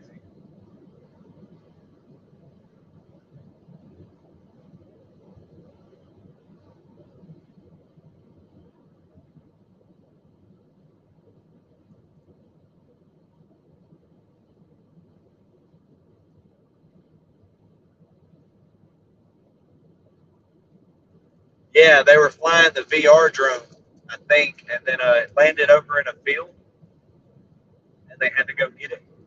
Uh, but not the time that Jordan lost his drone while Reed was chasing that tornado. Was that Georgia or Florida? I don't remember. And Reed ran out in the field and got it. That was a different time. The one where they planted, it was the first It was Sierra Lindsay's first intercept. It was the first time a girl had intercepted a tornado on purpose. Yeah, that one too. We got a dog. Come here, doggy. Or like I like when Pecos Hank was in his video from I think it was the one of the tornadoes of 2023 or whatever, and he was like, we was out here in the middle of nowhere and saw this dog. So I told him, I think I just seen a tornado, doggy. The dog's sitting there chilling. He's like, you need to go home. Dog's like, yes, sir. Yeah, I watch all of their videos, and then when I get bored and there's nothing to chase and there's nothing new out, I go back and watch them all again. Um, I'll tell you what, the National Storm Chaser Summit just uploaded the summit. I think it's 3 videos. Yeah, it's 3 videos, and they also a couple months ago they uploaded the rolling forward panel, and I watched those. I didn't get to make it to the summit this year. By the time I found out that it existed and that was a thing, the tickets were gone. And then I can't remember who it was. It was Becca Furnish or somebody was gonna. No, it was Tori. Tori Osberg was gonna sell me a ticket, but then I didn't have the money to get it and get to Texas. But I will be at the Storm Chasers Summit next year in Texas, February 13th, 14th, and 15th, I think. Or 14th, 15th, and 16th. It's that weekend. It's the weekend of Valentine's Day. But I will be there.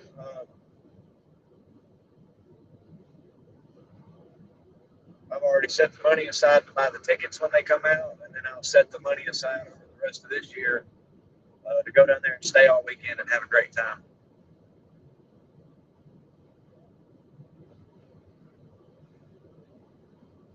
Brad Arnold's almost in Birmingham. Waste line. He slows down and he speeds up. I know why I caught up to him. He hit the slugs and fueled up.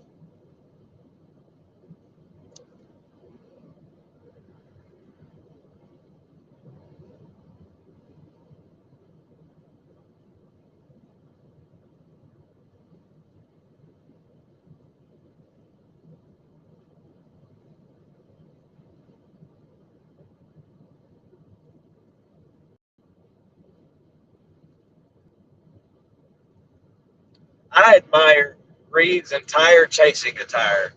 Dope glasses, a cool hat, basketball shorts, a random t-shirt that he really likes, Crocs or flip-flops. I got on jeans and cowboy boots. But I don't know, the hats are just my thing. I really like hats. But I'm not talking about snapbacks or trucker hats. I really like Western fedoras, cowboy hats. That's about it, really. I like those too. But I like making my own hats and customizing hats. I think hats are really awesome. I've been a hat person my whole life. Never been big on watches or necklaces or anything. But a hat and sunglasses, got to have them, always. I guess it's like my safety thing or something. But yeah, he always trips me out when he goes out chasing him. And then I've seen him. He'll be in full search and rescue mode in Crocs.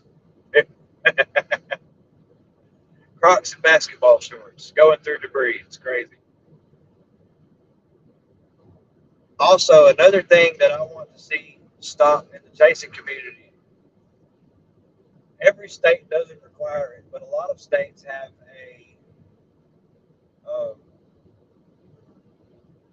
I can't even remember what it's called now. Basically, what the law is if you see somebody in danger, you see people getting hurt, you have a legal obligation to stop and help them. And I've seen a lot of chasers drive right past residential impacts with tornadoes, recognize that people's houses had been hit by tornadoes and keep going. That pisses me off, dude. I'm just going to tell y'all something right now. I ain't about none of this blasting you out on Facebook stuff. I'll catch you at the gas pump. This is how I am. It's how I was raised. It's how I operate. It is what it is. Press charges. If I see you running past a potential search and rescue operation to keep up with the storm, the next time I see you, I'm going to swell your lips up. Straight up. Welcome to Storm Chaser Rob. I am him.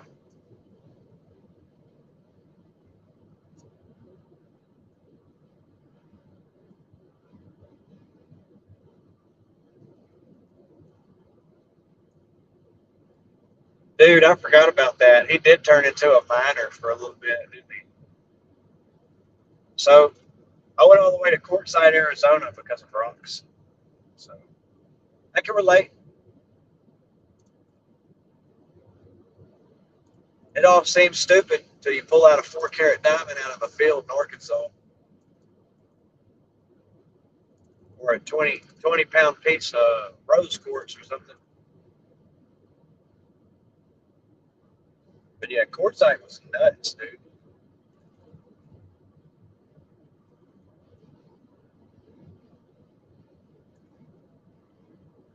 I'll probably have to hit Love's and Coleman and get gas one more time.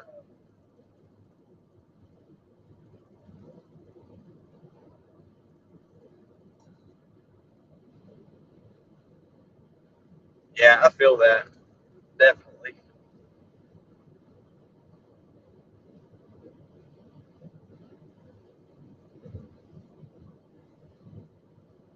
The older I get, the more I just want to travel and see things and experience things. And the less like buying shit, going to a concert, or going to the bar, or whatever people do. Man, that shit means nothing. Yeah, and that's the thing. And just know that if you are chasing and you go into search and rescue mode, if you leave those people before you put them, hand their care over to somebody else, they're your responsibility. If you stop and try to help people, and then you get in a rush and you're like, oh, I got to go, but help is coming, and you get in your car and you leave and they die, you can be charged with negligent homicide. Remember that. You go to jail for that. At least you can be sued in civil court for it now, and it's iffy. That's why a lot of them stop, and I get it. But you're only going to get sued or get in trouble if you're only going to get sued or get in trouble if you're like gross negligence. Like you would have to do something really bad for you to be liable for somebody else. But you at least, like Bert said, you at least got to stop and do what you can until medics arrive. You can be the difference between somebody losing their kid or not. It could be the difference in you having a tourniquet in your car could save somebody's child's life. And if what I'm saying, if that ain't what you're out here for, go the fuck home. Excuse my F bomb. If you're not out here to help people, go home. Because we fixing to stop this blasting you out on media. I told you, I catch you at the gas pump, dude. I'll beat you up on live. I will beat you up on live. Now imagine that chaser video.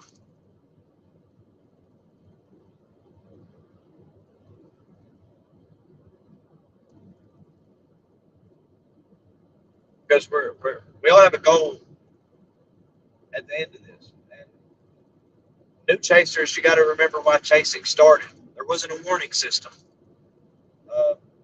In the 70s, your warning was 2 to 4 minutes, if you got that. We've increased warning times to potentially days now. Days. We can give you days to prepare. That is what storm chasing has done. The reason that you guys have got this data, the reason that the Storm Prediction Center is able to do what it's able to do is because of storm chasers. It's because of people like Reed Timmer and, Tim Samaras, Paul Samaras, and Carl Young. It's because of people like that. That's what storm chasing come from. Storm chasing was, okay, this sucks. People are dying. How do we make this better? Well, we got to be there with them. Okay, let's do it. And here we are. That's what storm chasing come from.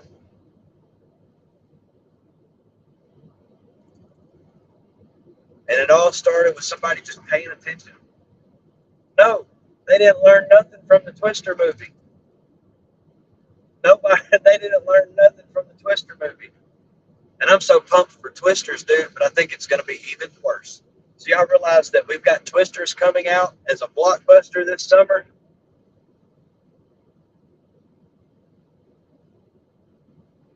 That is going to make this generation fall in love with tornadoes all over again. And the graphic, the CGI looks good. It looks good this time. And isn't it funny how great we thought movies looked in the 80s and 90s? We go back and watch them now, and we're like, ooh, this was shot on a potato.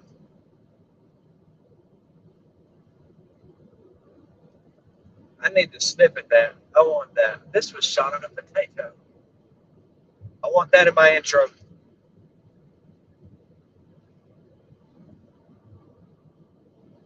But no, people didn't learn nothing from the Twister movies except if you name your car Dorothy, it's probably going to get up. I didn't listen to that. Oh, Lord.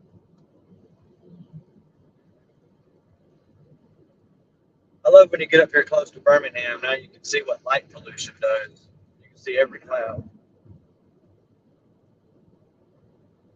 You couldn't see that back in Laurel. Yeah, I know, dude. I come through here a couple weeks ago, and I hated every second of it. I've got a chaser buddy who lives over on the east side of Birmingham, and we've chased together twice.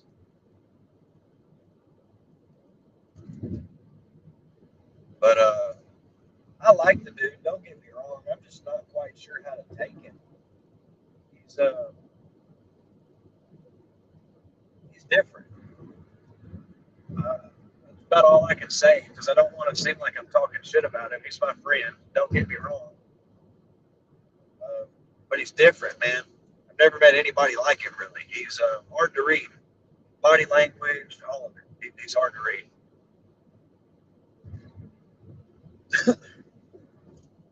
But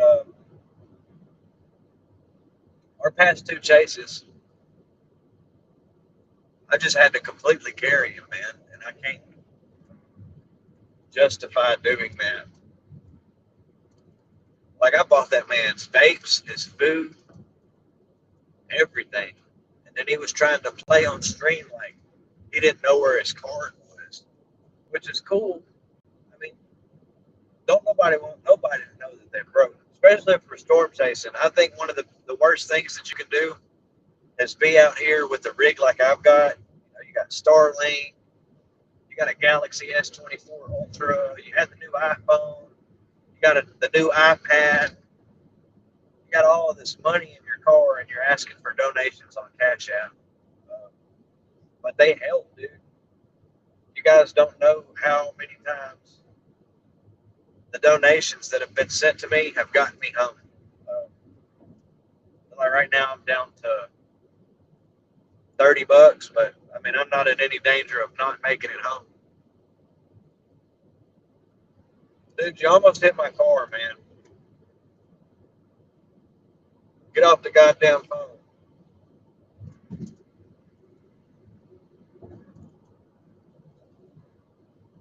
Y'all couldn't even see. Yeah, yeah. Dude, I've seen people going under an overpass earlier. I see it all the time. It's very, very common. It is a good shelter from the hail and the rain. It is a terrible place to be in a wind vortex. In 10 It'll suck you right out of there. You got to think about this. And I know people personally that this has happened to. Tornadoes coming, boom, they opened the door, sucked all their clothes off of them, and threw them 500 yards through a field. Where's the police at? Hey, what back here behind me? Everybody's on their fucking phone, man. Oh my God, dude. I hate driving through Birmingham, dude. These people cannot drive. Look at him. Look at him. Boom. About to have a wreck right in front of us. Did you guys see that? All over the road. And I don't know why overpasses are so bouncy. They shouldn't be bouncy on a road everybody's going 80 on it. It's just what I think, personally. That's my opinion.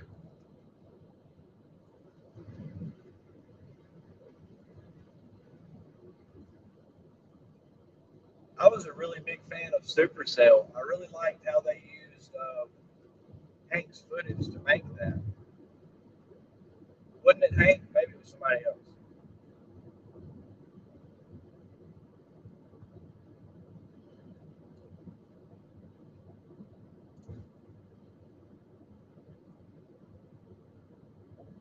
Not apparently not many of us know because tons of people still do it. But common sense ain't common, and social media is making people really stupid. And I can't filter that. It's just true. Social media is making people really stupid. I have seen my generation do some of the stupidest shit I have ever seen done by a human being. I swear to God. Like I seen a video the other day of two girls in Walmart parking lot. Oh, here's the police because they flashed their lights at us.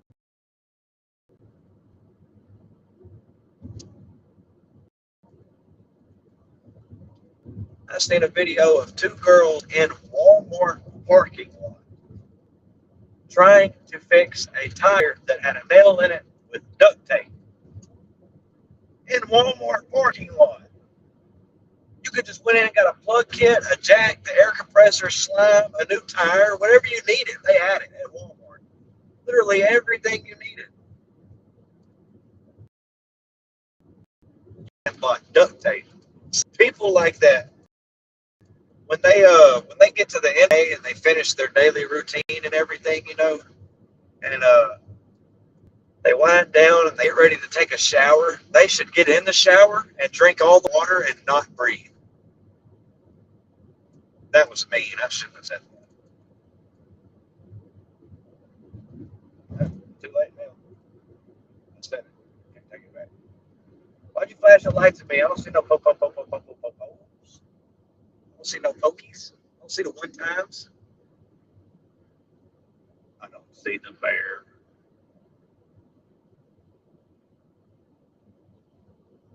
All I see is clouds and headlights, dude.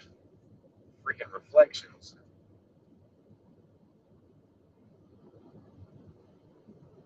See, now say the speed limit. See, this is a speed trap. We go from 70 to 60. How you gonna do a 10-mile-an-hour decrease like that? Within 50 yards.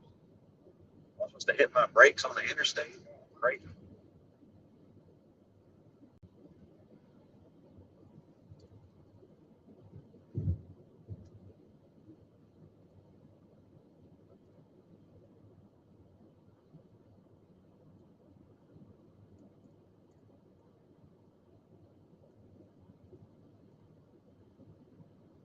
I will say this though, for chasers around Birmingham, y'all have some really good views here, high points to see the storms.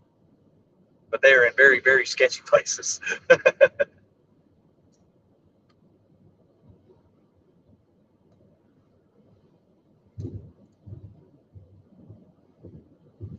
Right? Yeah, I just don't. And that's why I like Ryan Hall so much because he really put his foot in there and changed that. The way people get their warnings. Used to you get on the weather app or you followed your local news station meteorologist because they're most likely going to be live on YouTube or something. Other than that, you had to have a weather app, you had to have internet, you had to understand what the hell it meant. Yeah, the technology's changed a lot, man. You can see all of this data that the National Weather Service sees on your tablet or phone for less than $10 a month. You count that up in storm season, that's 30 to 40 bucks to be completely weather aware during storm season. And you don't have to ask anybody any questions. If you want to learn how to read weather radar, YouTube it. I've learned how to build houses from the ground. And like, I really mean that. Certified appliance tech. I started YouTube. Let me go out here and look your part up right quick and see if we can get this in or see if it's available. Let's make sure it hasn't been discontinued. And go out and get in the van and watch YouTube for 20 minutes and come back in and tell them the good news. Good news. We do have your part. We can go pick that up today. This will be done. And now I already know how to do the repair. Then I go in, I do the repair. I learn from hands-on. And so it just worked out, man. I did the same thing with weather. I haven't been to school for meteorology. I'm a forecast meteorologist.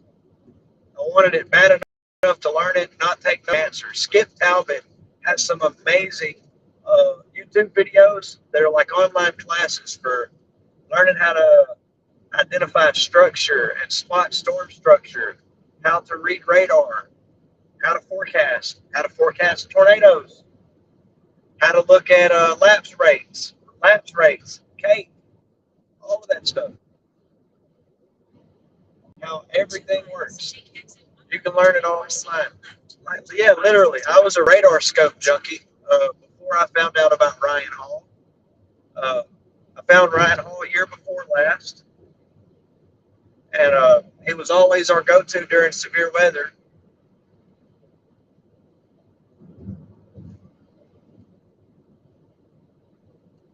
He was always my go-to, and he still remained my go-to 90% of the times when I'm chasing. I've usually got Ryan's feed pulled up in the car with me, and I'm watching it. The guy's smart. He's learned a lot. He had a set of peers that know what they're doing, and they're good at it.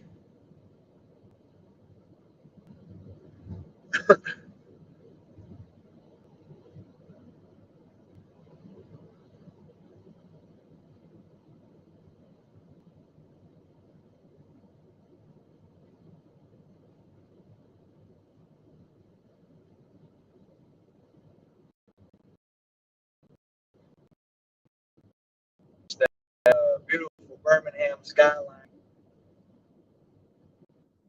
You won't see Alabama unless you go to Mobile or Montgomery. It just doesn't get better than that, guys. This is one of those spots that I was talking about. This is an awesome spot to sit and watch.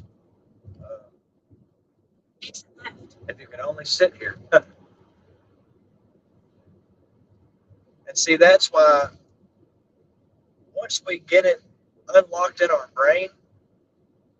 brains automatically use the terminologies. And a lot of times they're confusing and hard to and I realized and noticed that as I was learning that the terminologies can get you really mixed up. They're hard to learn at first. And they're also terminologies that require you using them to remember them. I'm still learning. I learn new things every day.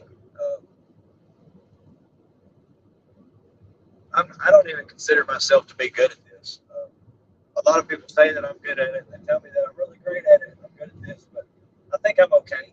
But I don't think I'm good yet.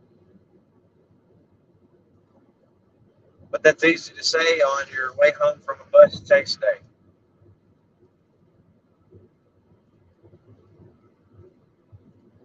But what mattered to me was we were able to get the warning out at Hattiesburg to at least one person today that wasn't aware, that didn't know. And with that, we've also earned somebody's trust, and we've earned a new subscriber, a new viewer, somebody new to bring me into to bring into our community and our family. And she'll probably be here the next time we go live. And that's why we do it all in one. If we can get one person to have a better outcome, not get impacted, get some warning. Like I remember the Ryan Hall chase episode. There was a couple that came back on. Maybe this was the Perry, Texas tornadoes, I believe. Maybe it was the Perry ones. Anyway, there was a couple that called home and told their sons to put on their baseball helmets, football helmets, whatever they had, and take cover because a tornado was coming. And they wouldn't have known if it wasn't for Ryan Hall's stream. And if it wasn't for Ryan Hall's stream, their kids may not be with us now, you know. And that's what this is all about, man. The rest of it's cool and it comes with it. There's nothing wrong with enjoying seeing tornadoes, taking pictures of tornadoes. There's nothing wrong with it. But you got to remember our root cause when we're out here. And it isn't to see a tornado. It is to provide an early warning system to the National Weather Service, local meteorologists, people on the ground, and your subscriber base, to the general public. Is to document the storms as they impact areas and the damage that is associated with them. Then our job is search and rescue until we are by professional emergency services, emergency medical services, whether it's the police, a state trooper, or an ambulance. We stay until we're relieved. Everything else is extra goodies that come with it. They're called perks. Perks of being a storm chaser is you get to chase near tornadoes out in the middle of nowhere that doesn't really impact much. But a downside that comes with it, you're going to have nights like Rolling Fork. Tonight could have easily been a very bad night. Thankfully, it ended on. Where's Brad Arnold at? I need to find him before I lose my voice so I can scream at him out of the window. Dang. He's in Warrior, guys. Seeing him on the map right here. He,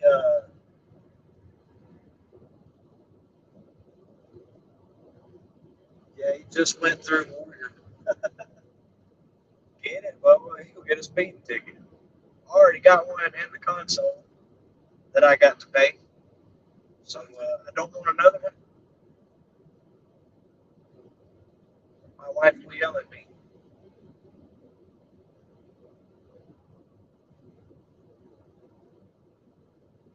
"91 miles to home, guys." Still see the wind. Speed check reported ahead of I-65 north. I bet Brad's the one that then reported it. Did you say it's on the left?